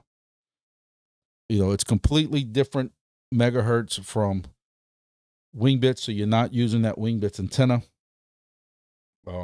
It's basically a marine antenna. I did several videos on Mastchain itself. I did a full 1 hour video on how to take a helium device for people who are still taking helium devices down, and if you want to make a Mastchain device, DIY device, how to take helium off of it, how to put Raspberry Pi on it, how to update it, how to add the SDR, and how to get online with it. And then I did a 10-minute video because majority of people on here thought I'd never had a 10-minute video in me. And I proved them all wrong. It was a 10-minute or less video on how to set up Mastchain if you already have the Pi ready. So that might be the one you want to go and check out. But I'm gonna say this again. While I'm kind of hyping a project, it's a newer project, you get a little excited on these new projects. I think they're gonna need a little help. Where I know Axie, and you know, I also talked to Max also from there, and I talked to 1 or 2 other guys. Like I know that Wingbits at some point brought in a guy who knows crypto, who knows, was it blockchain and rewards, and how does these rewards make it fair, or, you know, long term, and, you know, why they didn't do, which I think is the number one thing about Wingbits is there's no yearly halvings, because y'all know I fucking hate, there you go, I'm gonna use that F word, there you go, just slipped out, hate yearly halvings with a passion. I've told Mastchain about this, but I think Mastchain may need to hire somebody like that, because while these guys know business, they don't know anything about crypto. Kind of like Robin. Robin admits he came from the business world, the layer 2 world, and all this stuff like that. Knew nothing about crypto. And you can tell talking to the Mastchain guys, and they've admitted, and especially did some videos, like they come in, they know maritime, they know the maritime trafficking stuff, they know that boat marine stuff, they know the layer 2 side and they're running the business side. They don't know anything about crypto. And they need to get a little help in that aspect. I'm not knocking them. Not knocking them at all. It's growing pains. They're a new project. New project. So, yeah. But they're gaining more and more momentum. You see that Discord. The Discord's very active. And it's exciting to see. You know how we get on some projects, with new projects, you get excited. And as it continues along, you keep getting excited. Combiner is the exact opposite. While Combiner, we got excited at first.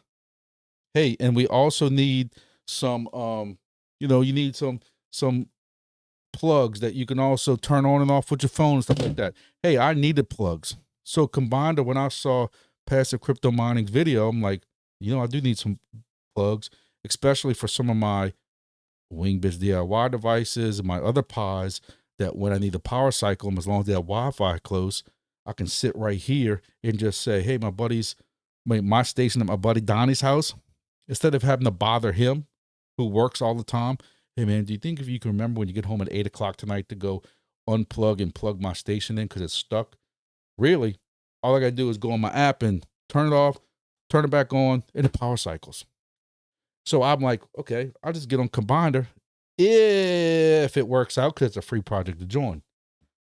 And then you go look at the Telegram, and right now it's on life support. I ain't saying it won't pull through. My point I'm trying to make is you start losing a little bit of excitement for it. With Mastchain, the excitement's still going. And we're getting some momentum. So, Combiner, I don't know. I'm looking right now on Combiner. I was hoping that they would just,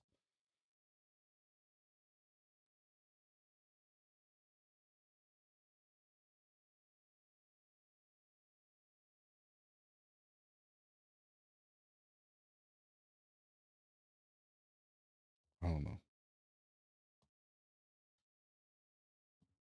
So we'll see. We'll see what happens with Mastchain. They're going to need some help. They don't seem like some projects. I'm sure even actually can say the same about Wingbits. They are a very, very, very small team. Like it might be 2 or 3 of them right now. So they're going to have to expand that. I'm sure they're going to have to do some type of fundraising, which means it's going to bring investors. Then you have to worry about the whole, hey, when are investor tokens going to unlock after TGE? Is it right away? Is it 3 years later? Is it, you know, staggered and all that stuff like that? Like we get to worry about with new projects. But hey, if it makes it, what I worry about is right now, you know, unless it's illegal in your country, right now, wherever you live at, you can put a Wingbit station. technically you can also put a 4D Sky station as long as it's not illegal like North Korea or you live in the middle of a desert or the ocean and you don't have power. But you know what I'm saying? You can still go anywhere. With Mastchain, if you don't live within 20 to 30, maybe 40 miles of a place that does some type of shipping and some type of ships, which limits it a lot when you think about it. That's what I kind of worry about. You could have all the people you want interested, all you want in Kansas, but they can't get in it. Wisconsin, I don't know, Wisconsin, you could probably get into it because of the Great Lakes. Wyoming, Montana, you know, that whole section. 619's already asking for bigger hexes.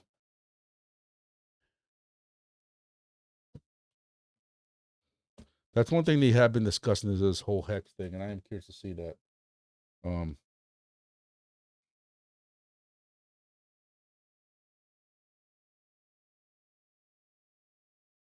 Those is itching. Allergies. 26 remaining of 50 in batch 7. They're on batch 7. That ain't shipping out till May. You telling me you've already sold the last 2 or 3 batches that ain't gonna be shipping till April, May? 3 months away on $1,000. Never mind, let me shut up.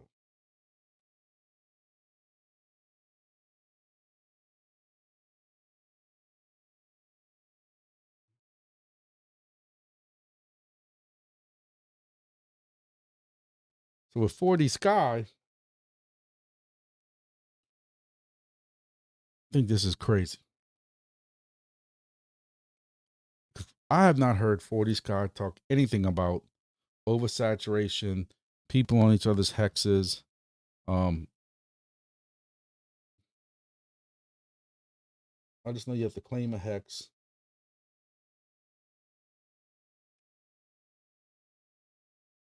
I'm guessing this is hex 6.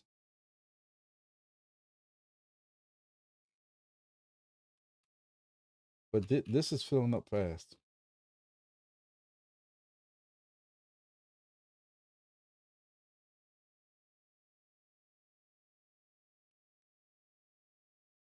That's crazy. You know, one of the things about 4D Sky was, hey, you know, if if Wingbits is totally saturated in your area and you really don't have room for it and the hexes are taken, you can jump at 4D Sky. Well, you might have missed that boat, buddy. This is crazy. Like, who sits here and just says, yeah, we need to put another one right here? Maybe because it's not really rewarding yet. Look at this.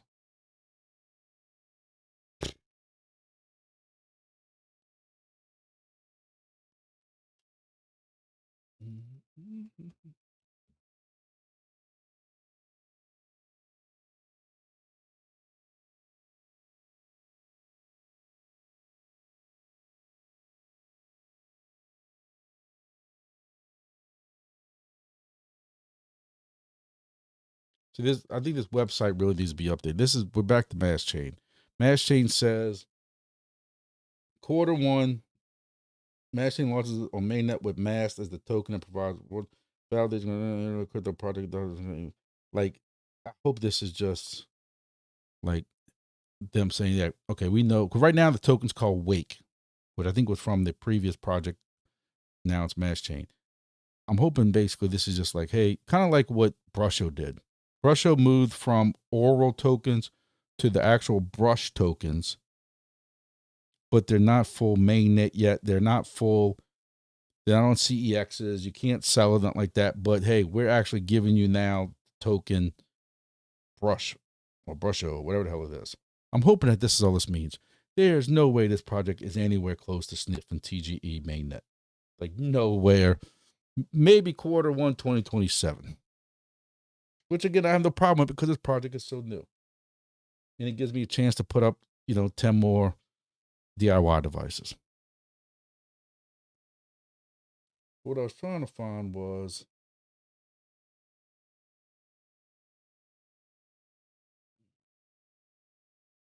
somewhere's the map. trying to find the map.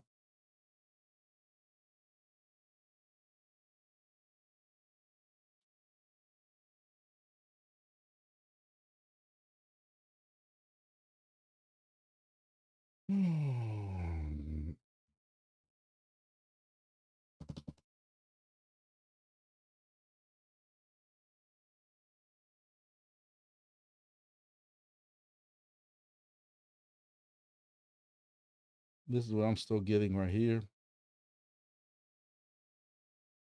So tomorrow I'm putting my Baton Rouge Mastchain device out, and that's going to be here. So what I'm hoping is that I then fill this gap now, because that's going to be about 200 feet high. That antenna on top of a building. So I'm hoping I then start getting Mississippi River traffic from here to here. I'm hoping I could possibly get this Atchafalaya River stuff right here. This is the Red River, Atchafalaya River. I don't know, because this antenna is 400 feet high, and I'm getting down here. I want to say this is like 30, 40 miles as the crow flies. I don't know with my height if I'm gonna be able to get into that. And then now that I know how to do dual mining down here in Grand Isle is where I have my Wingbits. This is where my WB200 is. And you have all this traffic again, it's right on the water, so there's nothing to block it, like my Wingbit station is. And you have all this traffic that comes with all the Mississippi River traffic that goes all up the Mississippi River for the whole United States, comes out here and comes out Tiger Pass right here. This is the side of the dredge.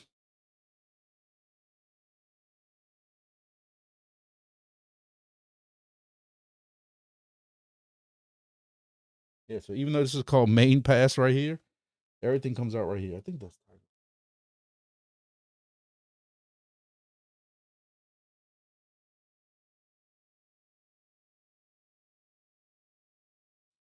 Something like that. Anyway, this is the main one that's dredged. So my point I'm getting at is here's Conrad Station, Mastchain Station. All the traffic comes this way, and there is nothing blocking it. Nothing blocking it. So just like Grumpy is the Gestapo godfather of the Gulf for Wingbits, I will at least be the Gestapo godfather of the Mississippi River in Louisiana.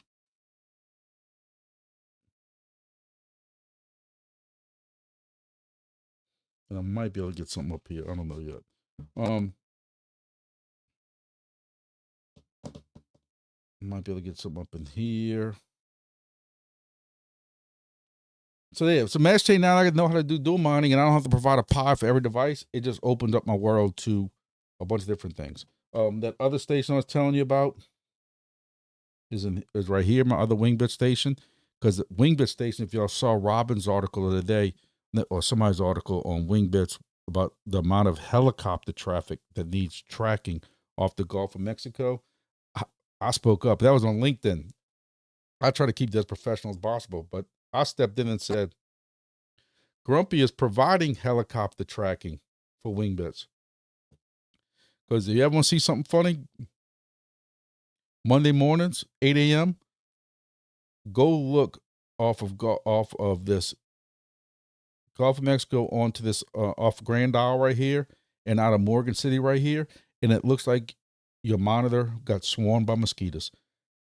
I've counted over 40 helicopters one time in the air, because Monday mornings when they do crew swap outs or supply swap outs for all the oil rigs out here. So you see nothing but these helicopters all coming out of Grand Isle.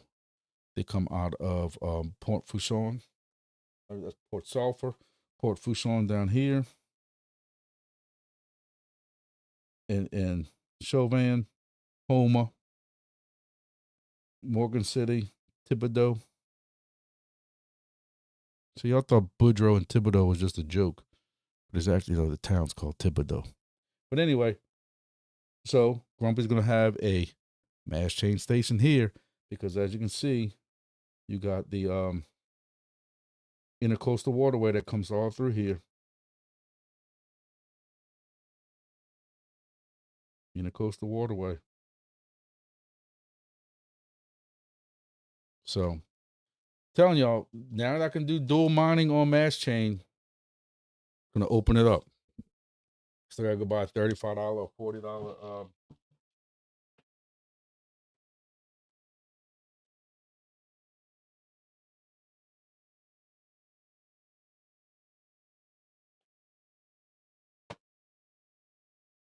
I had 2 SDRs right here last night. I can't find neither freaking one of them. Maybe one day I'll clean this mess up. Anyway, y'all know what I'm talking about. The biggest thing is gonna be antennas for that. Biggest thing is gonna be what's cool is a lot of these antennas I'm buying right now for mesh and stuff like that. These little cheaper non-15 megahertz antennas. They're coming with like 16 or 20 feet of this crap kind of feed line. But on Mastchain, there's no problem using this because Mastchain's VHF that has a lot less loss. So you don't want to go use really crappy because of connectors and loss and stuff like that. But it's not as serious as running helium, running mesh, running Wingbits, ADSB. You don't have to worry about the loss because this is only 100 megahertz versus 1090 megahertz. I got like 5 or 6 spools of these now. So I can use this for my Mastchain. So I just need the SDR and the antenna at this point.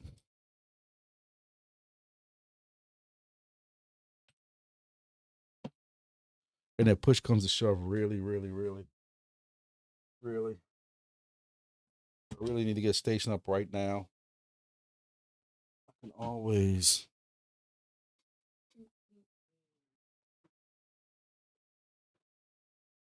can't find my little splitter. I could always cringe and use a splitter and piggyback off my helium and my Wingbits antenna. I hate to say it out loud because I feel so dirty because it does severely take the signal and hinder that Wingbits device, but as a temporary thing, we'll see. We'll see. We need Mastchain to do well, but that's going to be a very big patience. Send you one. MLAT's offline most of the time. I've never seen anything like the UAT 978 side of 4D Sky, but they say they haven't turned that on yet.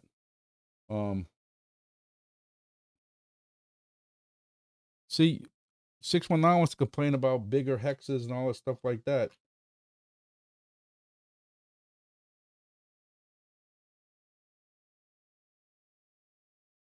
Get the one station here. One station looks like up here. And that's about it for California. Santa Barbara.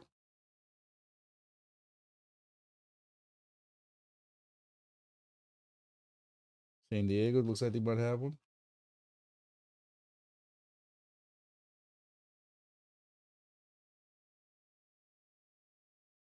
East Coast looks like it's wide open. Delaware. You got one up in here, the Jersey area. You know, New York's gonna have one. And last I knew, talking to this guy, this was one guy who lives in an apartment complex, and this antenna was sticking out like of his window or something. Unless he moved it or did something to it. But when we first talked to him, this is where it was. Now, I know I've been talking to Daniel. Daniel likes to be the first in Africa to do anything. I helped him out with his first Wingbits stations. He was one of the first along with another guy, I think in Lagos or Ghana, somewhere over here, with a Wingbit station. They kind of came along around the same time. So Daniel is going to be adding Mastchain to Kenya at some point. I think it was Mombasa. I don't know. He's got, I think he's up to about, I know he's got 3 DIY stations because he always asks me to help him out with them. And I know he's got a WB 200 or 2. But that's going to end up, so he's going to end up christening South Africa at some point. But as you can see, this has a long way to go. This has a long way to go. And you know, we've looked up this map too. Just I always like to show y'all this map because some people think that, look, I don't live on the coast, I can't run this project, and I like to bring this map up to show y'all that that is not true at all. So here we go, Grand Isle, like I told y'all. Okay, these dots are ships. Grumpy's putting a station up right here on the coast. Look at this. These are all these like I told y'all, these oil companies and for with the oil platforms and the Gulf and stuff like that. Look at all of these dots. That's like the mother lode. I didn't even realize that. I might have to go down this weekend to 22-degree weather, cancel my last day of hunting.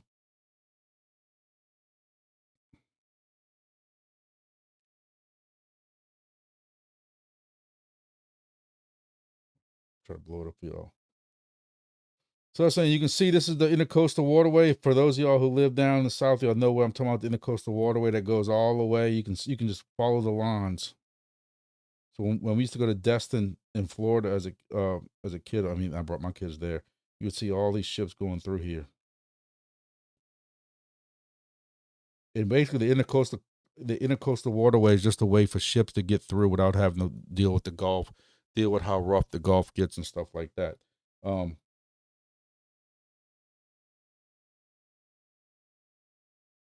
like I told you, Mississippi River going all the way up. So this is like you see at like Wingbits versus FlightAware. You know, FlightAware's got the free people, the people who do all this for free, then I get compensated for it. We just upload this for fun. So you have on marine side, you have the marine tracking doing the same thing. These are all volunteers who are doing this also. I just like to show you all this map because people who live in this area of the United States who are, I don't know, don't quote me on it, 600, 700 miles from the coast think, I can't run this project. The hell you can't. You go to this you go to this website.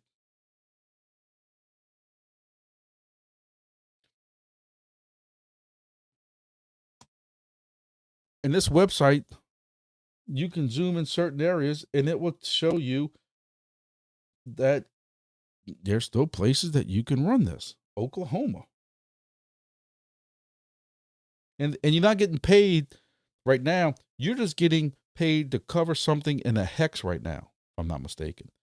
So if I don't know what resolution those hexes are, don't quote me. I want to say it might be res 5s, but don't quote me on that. You being in Oklahoma and capturing 3 in res 5 of that hex, and me going down to Port Fourchon with all those boats in the marina stopped, and that's 1 hex, we get the same rewards. So don't think that, hey, I'm not getting a lot of ships. But the other day, oh, here it is, Kansas City. Kansas effing City. I don't like when I zoom in, the blue don't get bigger. Tugs and Special Craft. Tugs and Special Craft. Here's Kansas City. Saw another one somewhere. Look, way the hell up here. Omaha, Nebraska. Tulsa. We looked at Tulsa. But you see my point. My point is, don't just automatically assume Knoxville. This is all Tennessee. And you can Google on what's it take to run ADSB and why do you need to run ADSB. But again, like I told y'all, Minnesota, Duluth. Told y'all that on one of the lives the other day. I go to Duluth for my CB Synthetics AMSOIL conference. Every 3 or 4 years, there's a big, I don't say marina, but shipping yard type of thing right here. Minneapolis, sure they're all having a good time. Montana, I don't see nothing in Montana. Then you start getting into Washington, but check it out. I wanted to see what, like, this is it. This is it blown up. We talked about Africa. So it's Mombasa. That was it. That was Mombasa because he told me where he was going to be at in one of these cuts. And I said, man, I said, everything's parked right here. Like, this is perfect for you. So he was waiting on getting his, again, he has to get his stuff shipped here. He has to use a shipper for that and stuff, an shipping agent or something, pain in the butt. But hey, he had to do it for his Wingbits stations. So I wish Daniel a lot of luck on that. Daniel, y'all see him every now and then. He's been following me since the D-scam days. He got scammed out money too. All of us got scammed together, man. So y'all make sure you hit the like button before y'all get out. Man, look, I got all those people coming in now. It's 9:15 at night. Maybe I'm doing my lives too early. Y'all tell me. San Diego shows tons of ships. Now as far as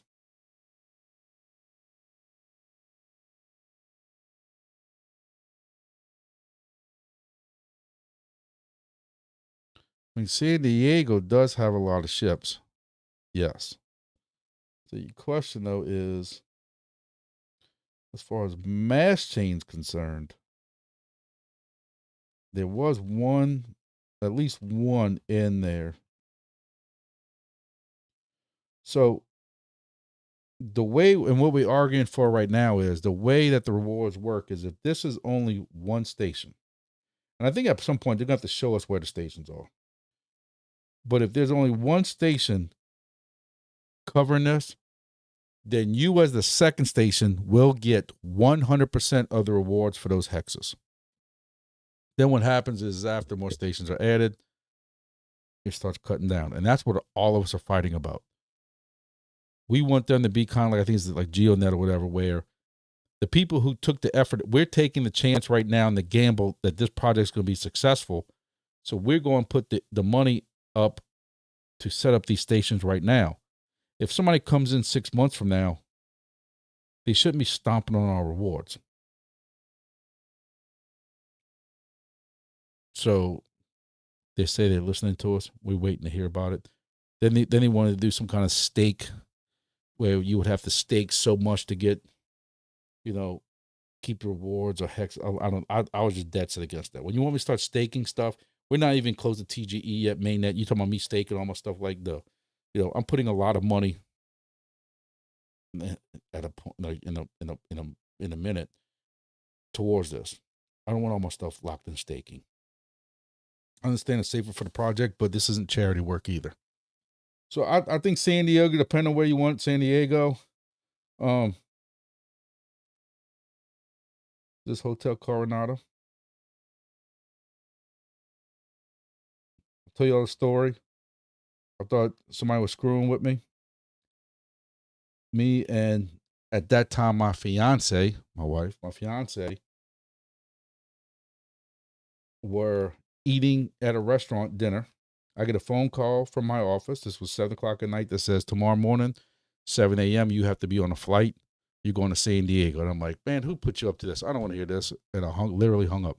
They called me back and said, no, you have a fax subpoena here for federal court in San Diego for something that I had to deal with a guy who was on federal probation, and something that we had to deal with at work that we came across him. He came into Louisiana and did something and came to our office doing something, and we had to go and testify.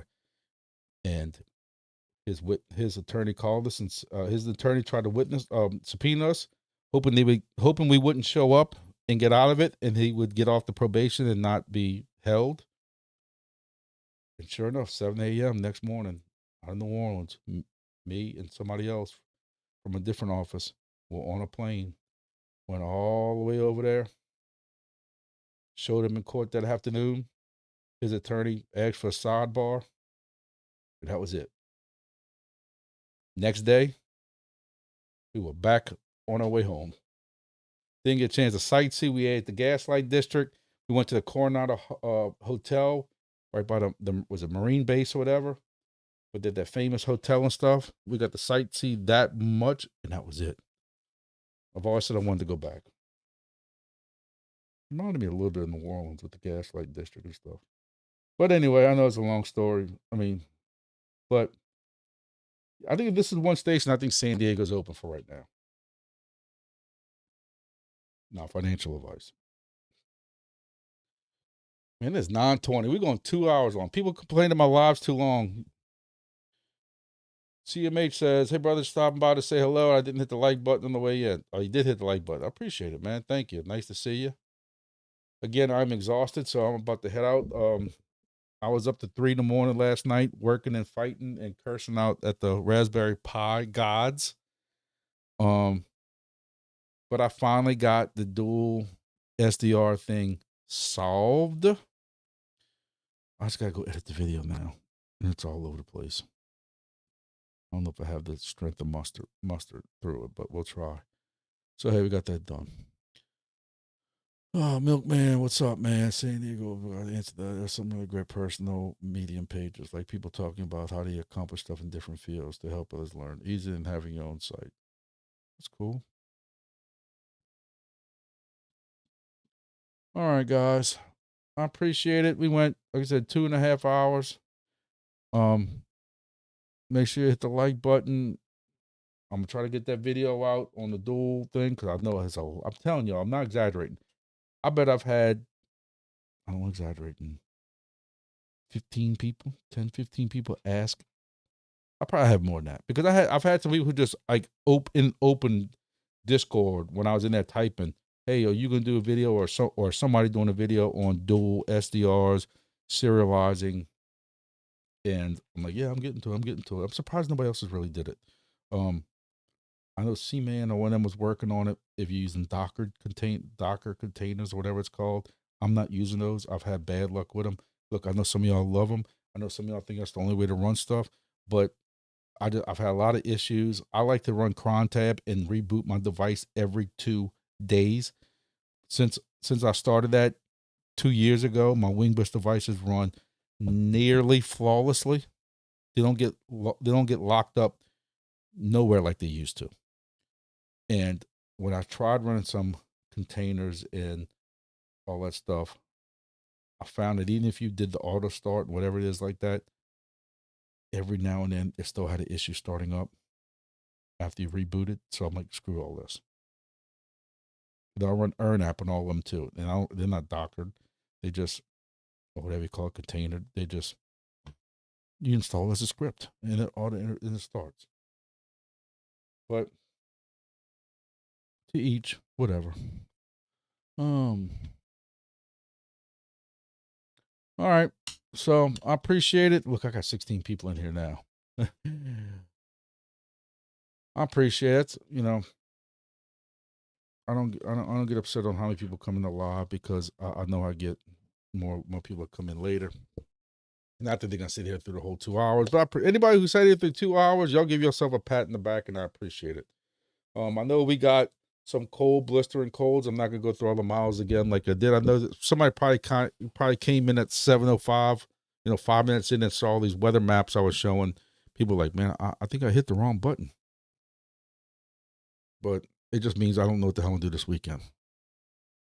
I got deep pin devices I want to go attend to, but I'd like to get my last day of hunting in and get in the woods one last time because I gotta take all that stuff out. I got cameras in the woods at different food plots, and I want to go fill up all my feeders with protein feed now that I'm not hunting no more, to get them through the rut and get them through breeding and stuff like that over the next 2-3 months. I don't want to have to go back up there a week or two later. But if it's really is going to be 20 degrees, I don't want to go do all that stuff either. So I don't know. I do need some sleep though. So I might sleep on Saturday. So thank you all for watching. I appreciate all the support as usual. Subscribe if you haven't subscribed. Tell at least one friend to come along and listen to this guy who don't know what he's doing, ramble on about nothing. As this whatever bear market or whatever we're getting into, this stale straight market, it just seems like, and it's not just me. Again, I've told y'all, I've heard other YouTubers talk about the same thing, or people on X. You see these subscribers start coming down a little bit. I'm afraid soon I'm going to be under 36,000. I was proud of that number, but hey, it is what it is. I can't force people to stay on. I don't know. I wonder if a lot of them are bots. And bots, I'm gonna tell you, when I get those video, like if you saw a Monday video and I had all these bots that were talking about some goofy token, and I mean, like, and they're like literally seconds between each other. Hey, this token's supposed to be good. Yeah, I heard so and so's using this token. Hey, Walmart's going to this token. Did you hear this token's with this? Hey, I've made X amount of profit in this token. Like, they just bam, bam, bam, bam, bam. Listen, I lead no life. I will sit there and I will report every single one for terrorism. For terrorism or something stupid, sexual misconduct or whatever, or spam or whatever. And then I hide the user on the channel. So I don't know if, you got those people watching that with subscribers. Hey, it helps out the channel, the number of subscribers. So thank you all for watching. I'll go work on my SDR video because I know some of y'all waiting on it, and I'll see what happens. Stay warm. Thank you all for support. And, keep your miners running in this cold, man. Keep them running. See y'all next video. Appreciate it.